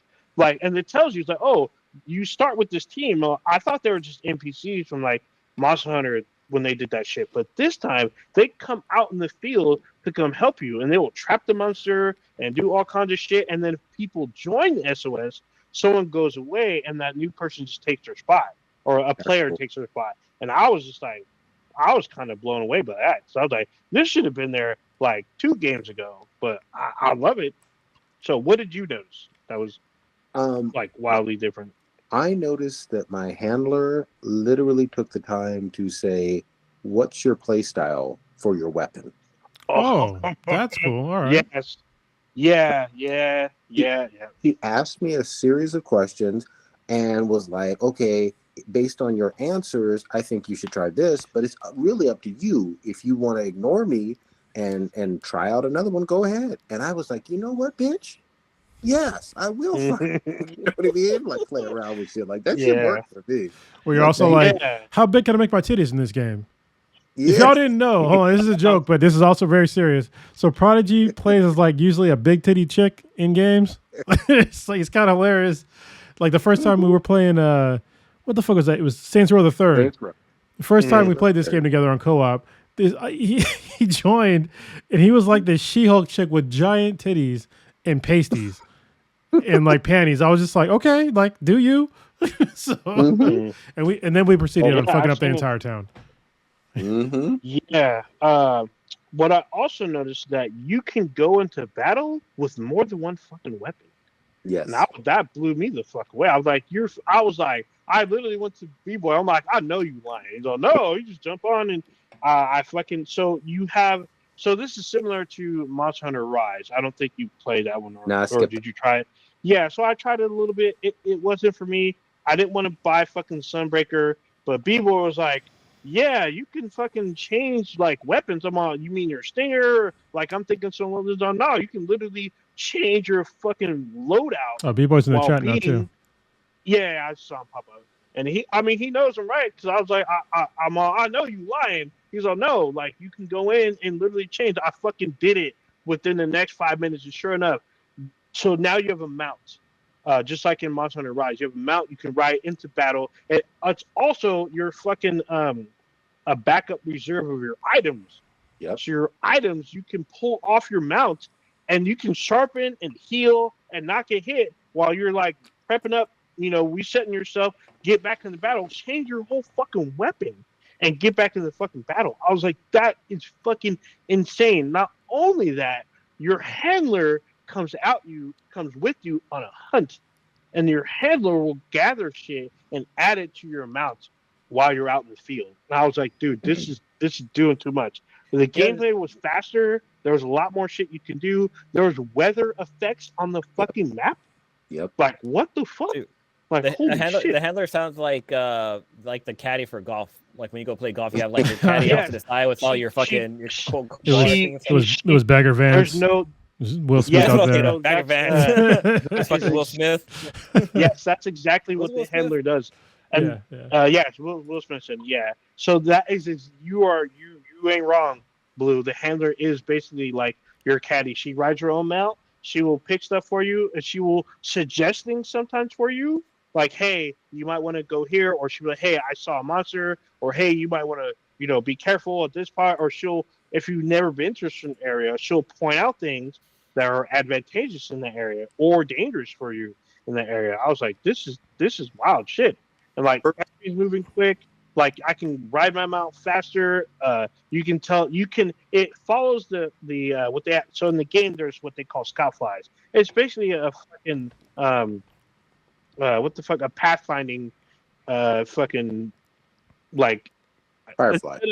Yeah, it's just pathfinding. They're pathfinding flies. They'll track the monster and whatnot, and you can get on the mount and reset your shit again. Like I was saying, sharpen, heal yourself, change weapons, change fucking stuff, craft while you're en route to your fucking monster.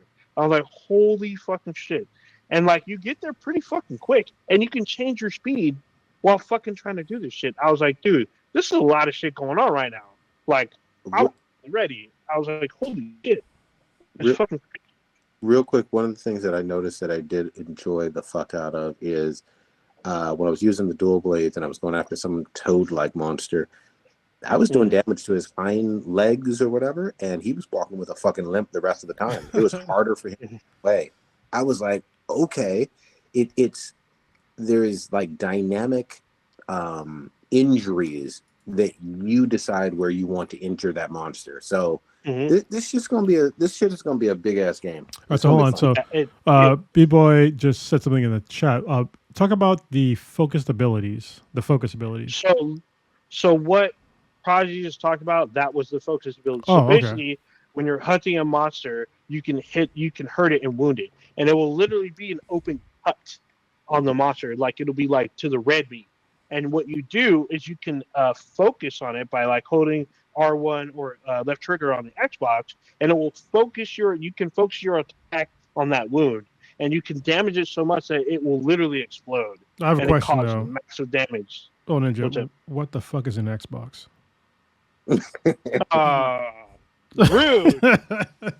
Rude. Anyway, so this will be the first fucking Monster Hunter that is cross-platform. Like Monster Hunter World was not fucking cross-platform. Yeah. Which is fucking wild shit.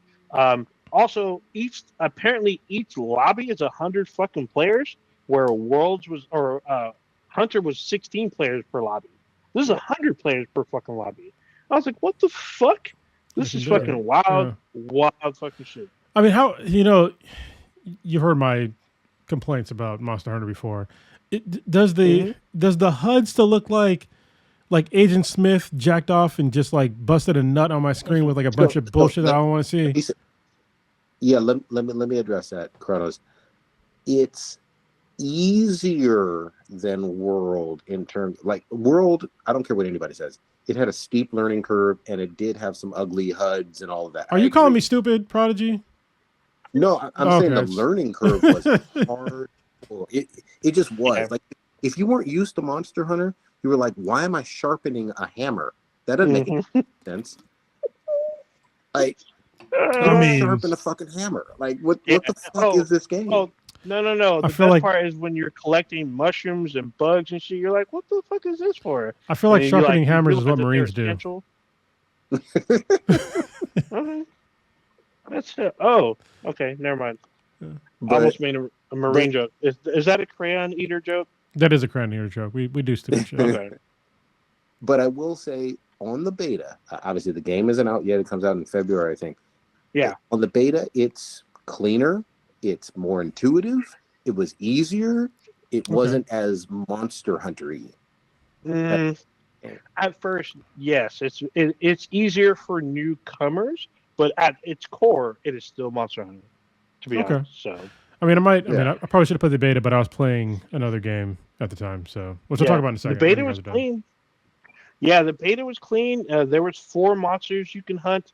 You could like help other people out if you wanted to. Enter SOS, start your own missions, fire your own stuff, your own SOS, and get people going. You could explore the world if you wanted to. The way you do camps now is different. I don't know if you built the camp. So when you're out and about, your handler will say, hey, either if your handler's not with you, your character speaks, by the way. This is the first for Monster Hunter. Like, it's fully voiced character. Your character's a mute in the previous games. This one, you have like anime voices or fucking, you can have Sam Jackson. That's an exaggeration, but still, you can basically have like really deep voices and shit. Also, your cat, and yes, the cats are back. Cats are never going away, Kronos, I'm sorry, but the cats are part of Monster Hunter culture. But you can have your cat talk too. So they'll talk to you, they'll tell you about what's going on, but they'll tell you there's an area you can build a camp, and there's like a new like camp building feature. Previously, in order to build a camp, you need to collect materials and then go to like back to your area and then initiate it being built. This time you build out in real time your camp. All you got to do is just go to the spot. There's like a camp building feature and you build it. What's cool also now is that your camp is susceptible to the weather and other creatures. Like smaller creatures will wreck your camp, and it costs you resources to rebuild a new one. So I was like, oh shit, this is actually pretty fucking cool. And they'll tell you shit's fucked up, but you can hire someone to rebuild your shit. It costs like money, or I think it's points. Either way, it costs you something. And if you have enough, you can build one. If not, you gotta build it up again. You gotta build a new one, which was that's cool. Also, it tells you if you're building in a dangerous area. They try to warn you, like, hey, you can build this here, but this will get fucked up eventually. Let me be real petty and say this is the Red Dead Redemption 2 of Monster Hunters. This is gonna be good. Hold on, bro. Do we need to rewind the tape? Because No, that was the Star Wars Outlaws fucking. Yeah, I was gonna say. That coming. Yeah, this fucking dude. This slick. Dude. You ain't slick. People are so mad. They're gonna be like furiously typing S right now. But I do have to say, this is definitely I didn't think they can do better. Excuse me, in Worlds. I thought Worlds was it. This is it. They fucking definitely. Capcom has been hitting fucking bangers since they started doing remakes, and they haven't missed yet in a while. Actually, I think the only miss is maybe Exo Primal, but even that was like apparently recently. That even still got decent scores. Wait till I get me a Leon Kennedy or Chun-Li skin in this game. It's gonna be awesome. Yeah. So wait, did you get Leon in Worlds? Because him and Claire are in Worlds for PlayStation. Oh yeah. I have Leon. Oh, I got both. Fuck that. Kronos, I know you wanted to get in. I think on Blops, right? I talked about Blops last week. I want to talk about I can talk about Blops for a minute, but I want to talk about a new game first. Okay. I think I've talked about, over the past almost year, maybe 2 years, my favorite new newish kind of game, it's an old kind of game, are the roguelike games that just bring my mind at peace. And there's a new one that I've been playing called Redacted, and it's one of the most fun roguelike games that I've played not in a while, because I play a lot of really good ones, but this one has a lot of polish on it. So basically this game is you're on another planet and you're a guard and you're trying to escape this prison planet because all the inmates become zombies and some of the staff too. And so you have a stun baton and a gun, and you need to get to the one escape pod, because there's one escape pod you need to get to. Okay, so one of the reasons why it makes this what makes this one kind of shine is because while you're fighting zombies, you're also fighting other inmates / staff to get to the one escape pod. And there's bosses on the way. And you can see where they are at the bottom of the screen. It'll show you where they are on the map, how close they are to the one escape pod relative to you. So when I first started playing, I didn't really pay attention. So I was going kind of slow, clearing levels. But if the inmates or whoever the fuck your rivals get to the pod before you, then it's done. They beat you.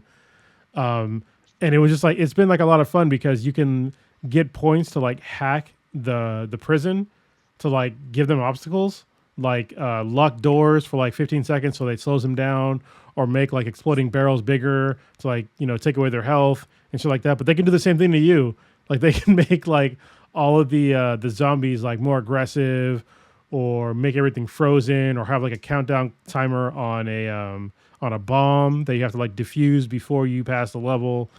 And it's just been, and it's in a comic book style art, and it's been one of the more fun roguelike game that I've played, and it just came out I think maybe 2 weeks ago. So I think it's on the PlayStation as well. I've been playing it on my Steam Deck. A lot of roguelike games on my Steam Deck because it's just easy to do. But yeah, if you see Redacted on the PlayStation, Plus or whatever PSN, check it out. It's been a lot of fun for me. It's challenging. It's hard. They have a lot of different weapons, both firearms and melee weapons, and they have a bunch of modifiers in it. They have cold cryo stuff, combustion, gravity, vortex shit. They have a lot of different modifiers in the game to have fun with, and yeah, just check out the game. It's been one of my favorite games right now, other than because Hades 2 I beat the brakes off of, even though it's still in fucking early access. But I put in like 110 hours on the game. Damn. God damn. Yeah, Is this game multi? It sounds like it's a multiplayer game. Is it not? it's not. It seems like it probably should be. Maybe they could do it because like when you first start playing the game, it's just you trying to get to the pod, but it's like basically fucking impossible to get there from the jump, which is why I like roguelike games because you have to like build upon everything. And then as you're playing, like every time you die, you start as like a new guard, which is interesting. Oh, Because they like change the name up and stuff like that, but you can like change your attributes and all that stuff. And then like they start introducing like more and more rivals as you play the game. And sometimes you have to fight them. Like you can choose not to because you can see like where they are most of the time. Like you'll see like their footsteps in the door. And when you go to fight them, it's like a mini boss battle. And in the beginning of the game, they will just fuck you up like really bad. So I just try to avoid them. And they have like a system where they have like you can find computers where you can get like their dossiers to see like more information about them. And more dossiers you get on them, the more it reduces the damage they can do to you. So that's like been like kind of a cool mechanic to like beat them better.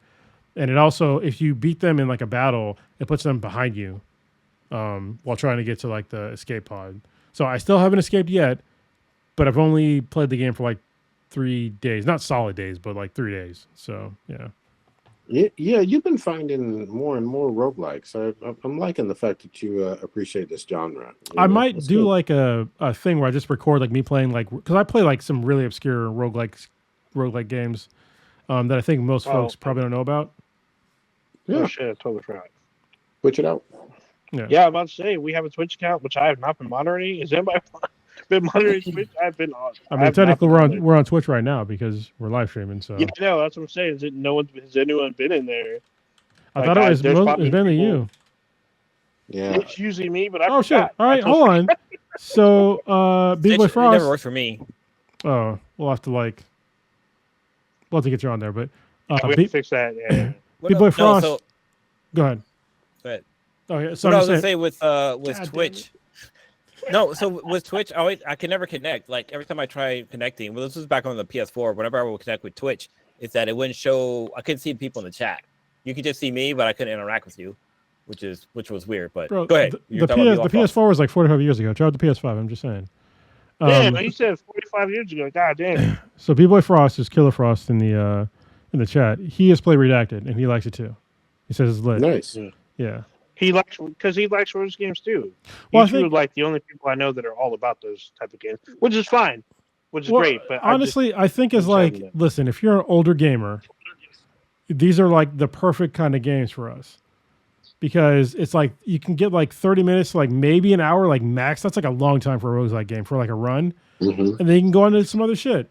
Like you don't have to invest a bunch of time on doing this, and they're usually single player games. So when I play on my Steam Deck, when I turn it off, it saves it, and when I turn it back on, I'm right where I was supposed to be. They don't have like that always online component. Where if I'm playing single player and I'm online, I turn it off, then all of a sudden it resets me back like fucking Blops does. Like if I'm playing solo zombies and I put it in suspension mode and then it exits me out of the fucking game, which is annoying. Yeah, you don't have that problem with roguelikes, with most roguelike games. Unlike what was it? That was my main complaint with what was that game where you were in space with that as a woman? Returnal? Yes, Returnal. Thank you. Returnal was not like that when it first came out. It was always online, and if you turn the game off, it would reset you back to the beginning. Or if you updated the game, it would reset you back to the beginning, and it was fucking annoying. But most roguelike games are not like that. Yeah. I'm gonna say this. Are we getting close to wrapping it for tonight? Because I'm getting a little tired. We can, but I want to say one thing before we end it. We hit like a peak when we're talking about politics, which is just fucking weird. So yeah, we had a lot of folks. A lot of people in the chat. Yeah, there's a lot of people in the chat when we went hard on politics, and so did the chat. The chat went kind of hard. So Yeah. appreciate everyone that showed up. We had both sides of the party, which was kind of cool. Yeah. It was fine. We had one dude that kind of was like not. I don't know. He's probably trolling or trying to get whatever. But there's been actually real engagement, which was fine, which is great. So at least the N word wasn't dropped. So I mean, not it's yet. getting close. But it was getting. Why not? It's happened in the past. So yeah. I feel like it was getting close. I was like, I was just in the butt. That's why I deleted. Well, not. I deleted one guy's comment. I didn't ban him, at least not yet. So. Well, Blue, what you this week? Goddamn it. Shit. Okay, wrapping up. Shit. I'll probably go end up seeing my mom this weekend. I have been as a kid, one of my favorite movies was The Neverending Story, and I just recently learned that it's actually a German book, and it was translated into English for American consumption, but it was translated for the movie. So the movie is the kind of reason why the book got translated into English. Oh wow! But I'm doing the audiobook through the local library, so I'm using Libby for listening to the audiobook, and so apparently the first movie and the second movie are based off of just the one book, and the first half of the book, so it's funny because the audiobook that you're listening to isn't an audiobook, it's a CD of the audio. It's a CD that you're listening to, but the CD was ripped and made into an audiobook, because there's a part when you get in the half in the book and it tells you this is the end of CD 1. Now enter CD 2 to contain the story. I was like, wow, wait a minute. The library has bootleg stuff, but overall, Blue, what the fuck is a CD? It's oh my god! It's this right here, mofo. Oh Jesus! That's a Blu-ray. What are you talking about? No, this is that a CD? This is a CD. Look, it's actually it's not blue. Blu-rays aren't blue. Blu-rays aren't blue anymore, no, right? they never were blue. blue. For a little bit. No, the laser. The Blu-ray is the laser, not the fucking physical format. Well, I thought the PlayStation 2 disc was blue. Weren't they? Weren't the discs blue? No, there were different colors like everything else. It was the color of the laser was blue. Hence, no, I'm talking about the physical disc. Wasn't it blue too? Not for the PS3. I'm talking about the PS2. No idea. Because the PS1 disc was black, right? The PS2 was not a Blu-ray. The PS2 was a DVD. No, I'm saying that the disc for the PS2, like the physical color, was blue. Wasn't it? Maybe for special games or select games, but probably not. I gotta look that up. Anyways, so I'm listening to the audiobook. I'm catching up on Dan Dan. We didn't get into it, but I needed a towel after watching Agatha all along, because what's her name was killing it in her role. I finished. Definitely a great ending. I'm also watching I'm a big Dragon Ball Z fan, so they had Dragon Ball Daimo drop, and I only watched first episode. It's okay, but I feel like they're doing the same thing they did in Dragon Ball GT by making Goku young again, but instead of just Goku, they're making everybody kids again. But other than that, I'm just updating my eye. My eye is a lot better. The redness has definitely gone down. My vision is a little bit better because the growth in my eye was giving me a little bit of astigmatism. But I'm doing better. So wait a minute, you're not gonna call it a Sharingan? There we go. Did you even watch Naruto, bro? I'm just saying. Yeah, you're a One Piece guy. Yeah. No. I watched all of the OG, and then the only thing was I watched a little bit after Pervy Sage got, and that I did stop after. That's hard. Honestly, that's when it gets way better. But it's hard because your soul gets ripped out when he dies. Yeah, that was the first time I cried in an anime was when he died. The second time was when Naruto met his mom. Yeah. I was like, holy shit, dude, I can't. But another thing real quick. So for my son, he went trick-or-treating for the first time last week.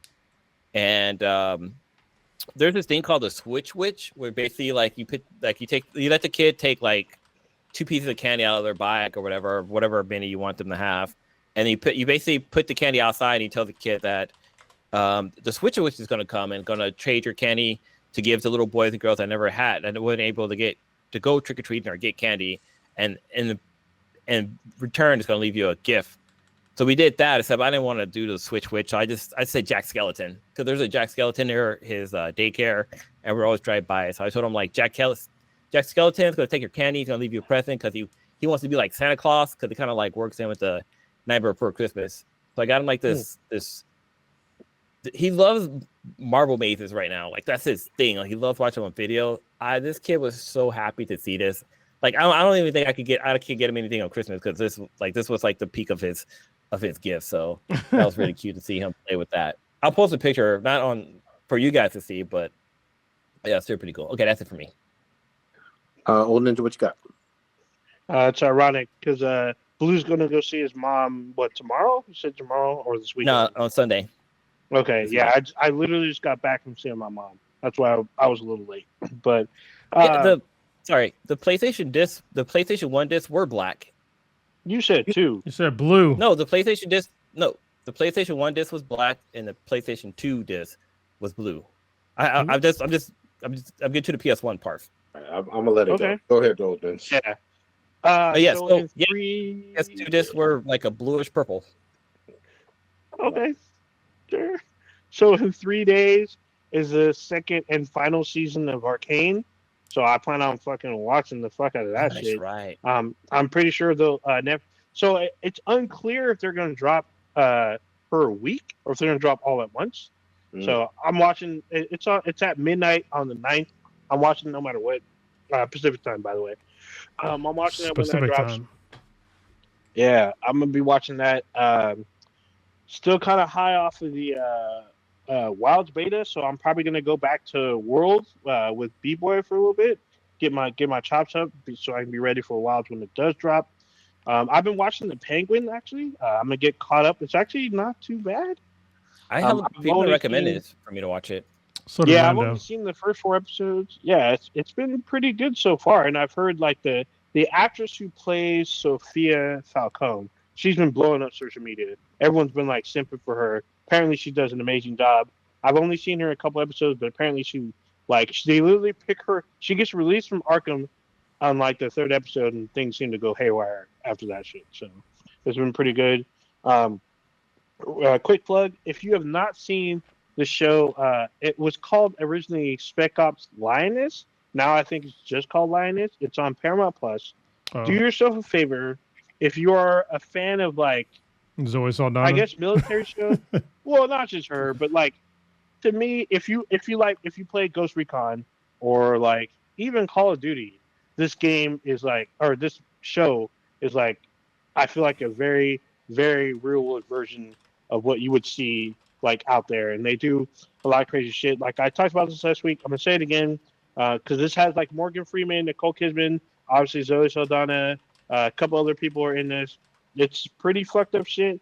They don't really pull any punches with the show. It's like a CIA Black Ops like fucking unit. They recruit a young lady to like infiltrate from certain I guess organizations, whether it's terrorists or cartel. This season's a cartel. Last season was a terrorist group, and shit goes fucking sideways almost always. But it's always fucking interesting. Give it a watch. Check it out. I feel like it's well written and well acted. So it's definitely worth if you have Paramount Plus or Prime. I think Paramount Plus, does it come with Prime now? It looks like it does. I don't know, but no, either way, I don't think so. Check it out. Okay, so if you find other means of watching it, I'm not going to endorse it, but if you find some way, check it out. Cronus, I don't know if you're watching the final season of Lower Decks. It's been 4 weeks now, or no, it's been 3 weeks. I actually canceled my Paramount Plus subscription. Oh, yeah. So Lower Decks final season started like last week. The first week was 2 episodes. Then there was a new episode last week. I think the new one's tomorrow. It's been pretty good so far. It's been pretty crazy. I've been immensely enjoying it. They're definitely not pulling they're pulling all the stops. So it's been enjoyable so far. Hopefully this goes a full 10 episodes. We'll see. But I've been enjoying it a lot. I need to catch up on hold on, real quick. Sorry, we got a super chat, so I'm going to read it. In your guys' opinion, who was the greatest whack Packer from the Howard Stern Show. Beetlejuice, Hank the Angry Drunk, or Shuli Edgar. Holy shit, you are like in our age group because most people don't even know those names. Beetlejuice. Yeah, Beetlejuice. 100%. Beetlejuice. No, So I'll go with Hank. I'm going with Hank the Angry Drunk because he was. I feel like he should have died every episode. Yeah. So and for me, I watched he did die, Howard didn't he? Stern. He died eventually, didn't he? Didn't he pass away? Who, Beetlejuice or? No, Hank. Didn't Hank pass away? Oh, I don't know. Maybe. Yeah. But damn, But Tim, thank you. Wild. Yeah, that was a great question. But my vote's for Hank. So If you don't know who Howard Stern is, just go watch. There was a movie called God damn it! I watched it in the theater. Private Parts. Private Parts. Yeah, go watch Private Parts. It's a great movie, honestly. Even if you don't like Howard Stern, it's still a good movie. So it made me watch Howard Stern after that. So yeah. Well, I was watching him before, but still. Yeah. So I'm watching those. Oh, so I'm probably gonna check out Prodigy, even though he doesn't. He says he doesn't quote unquote endorse the movie, but he still kind of talks about this franchise as a whole, which is Venom: The Last Dance. My cousin wants to see it. I'm probably going to see it sometime this weekend, reluctantly, or use my free points. So I'm not expecting a whole lot out of this fucking movie. There's rumors that fucking Null, even though he's in the trailer, he might be cut from the film. Yeah. We'll see. Really? Yeah. Well, I guess we'll see. I'll find out probably this weekend. So I'll report back next week. But yeah, that's it for me. Good shit. Cronus, what you got? Yeah, so real shout out to Tim. So I know I always talk about using super chats, but this is actually, he used it in the way you're supposed to use it. So if you send us money, you can like ask us a question and like, well, we're more inclined to answer it. Like, yeah, we'll stop what we're doing. Yeah, because like there's literally a sound in my ears. They can't hear on the podcast, but I can. No. And so I'll stop and be like, It's very faint. Yeah. And so we'll read your question live on the podcast. Great question, by the way. Takes me back to like the fucking 90s. What do I got going on? The Marine Corps birthday, I think I mentioned on the beginning of this podcast, but it's on Sunday. It's before Veterans Day because the Marine Corps birthday comes first. Get it straight. And so I'm going to go out to see Papa Bear and I'll call him DJ Exceed, who is another Marine that I served with. And I didn't say this on the podcast because a lot of shit was going on, but Rescue Residence, we have a property now. We have 5 acres and like a home. Where? It's in the high desert. I think I don't want to say what city it's in, but it's in the high desert, like near 20. It's either in or near 29 Palms. And we actually got our first grant. Wow. We got our first grant last week. Fuck. So that's amazing, man. Yeah. So we're doing our jamboree. I think this is our second annual jamboree. So I'm gonna go out there, hang out, and then later on that night, I'm gonna have a lot of alcohol, and then hopefully the next day make it home. But I'm taking next week off, so I might just stay out there for a couple days. So yeah, I'm looking forward to spending. This is gonna be the first time I spent the Marine Corps birthday with actual Marines in probably a couple of decades. So yeah. Oh, here we go. All right, did it again. Tim again, he said, do you remember Shuli from the Howard Stern Show? Do you agree with Artie Lang that he was an unfunny hack? I cannot remember Shuli. I have to like look it up. I remember Shuli. This is like I remember Artie Lang quite vividly. I do too. Artie was funny to me. Yeah. I also remember that Artie blew up his fucking nose because he did so much goddamn coke. He had to have fucking nose surgery. So yeah. As one does. One does. You're not doing it right. I think before Artie Lang kind of like lost his nose, he was funny. I feel like he was funny at one point. After a while, he just became a dick. So, I don't know who Shuli is. I don't know that person though. Yeah, I think I do, but I don't want to get it wrong like in real time on the cast. I'll have to look back. But I know Beetlejuice and I know Artie well. Yeah, Beetlejuice. Yeah. Beetlejuice he's in a ton of memes, which is fucking hilarious. So yeah, damn, I feel bad because like Tim's giving a super chat, but we're like at the end of the podcast. But we answered Yeah. the question, so there you go. Yep. Tim, come back next week. We're live Next week. every Wednesday, so at 6:30 Pacific time, or if you got a blacklist, 8:30 Pacific time. 8:30. I'm just saying 8:30 ish CB time. Did you have any more for your? Okay, you're good. No, I'm good. I know you're getting tired. I got to edit podcast, so yeah. Yeah, I just had a couple quick ones. Windbreaker anime, I love it. It's Japanese teens fighting in Tokyo, and I mean like fist fighting and stuff. That was good. I'm still going to continue to recommend it. I know Stitch left. Gangs of London is fucking spectacular. Watch that shit on goddamn Netflix. They got 2 seasons on there. Can't recommend it enough. It's some John Wick style gangster shit. And last but not least, I am really enjoying one nonfiction book, which is called Killers of the Flower Moon. Oh, you're reading that? Yeah. So wait, was that based on real events or what? Yes. Well, it's nonfiction, so yes. Yeah. Because Oh, Prodigy does not fuck with fiction. He's not that guy. Yeah. Prodigy, I don't know if I told you, but only comics. Have you read Post-Traumatic Slave Syndrome? I have not read that one. I'll add it to my list. It's really good. It actually, it's very thoughtful, and it. We'll probably talk about it offline, but you have to get a physical copy because I couldn't get it on audio, so I had to like read it, and it was it changed my perspective on like a lot of things, especially when it comes to like rap music and why some black folks act certain ways, even like us, like the way we were raised. It answers a lot of questions, so it's really good. I'm adding it tonight. Yeah. Oh, that's the one thing I forgot to mention. I didn't get it when I was there last time, but I forgot to get Dungeon Crawler, and I'm probably gonna get. Yes, get it. I'm rereading it.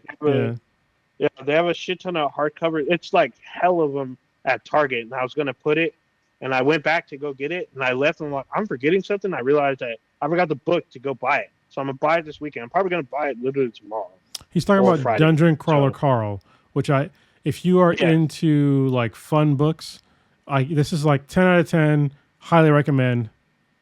Get the book. But it's not. Yeah, I'm about nonfiction. to book in a little while. Yeah, well, is it nonfiction? Is it? It's totally made up. Yeah. Oh yeah, because like it sounds like it's super crazy. So yeah, I'll just. This is not going to spoil a lot. But like 99% of the people on Earth die in like the first couple pages. So that's awesome. Yeah, I'm with it. Yeah, I plan on waiting. I have a shit ton of books. I'm just gonna add it to my queue. So one day I'm gonna knock them out. I'll probably knock them out in like a month, but we'll see. All right. If you are new, just know that you just experienced Black and the Black times Infinity, the dankest podcast on the internet. Check us out anywhere and everywhere. BTHAN. That's BTHAN BTI. If you are listening to us via audio, just know that we go live every Wednesday, 8:30 Pacific-ish time, live on YouTube and on Twitch simultaneously. You can be a part of the chat in both of them. Ask us questions, super chat us, like we just had tonight. Check us out. We have an email at btnbti@gmail.com. You can email us about joining our Discord server. So we have a Discord server as well. Email us and let us know you want to join. Check out our official website, binheadproductions.com/btnbti. This was such a fun episode. Thank you very much for all the listeners, watchers, all that stuff, and all you other co-people. I don't know, you people. What do you mean, you people? There we go. I was waiting for it. We're out here. Go fuck some bears.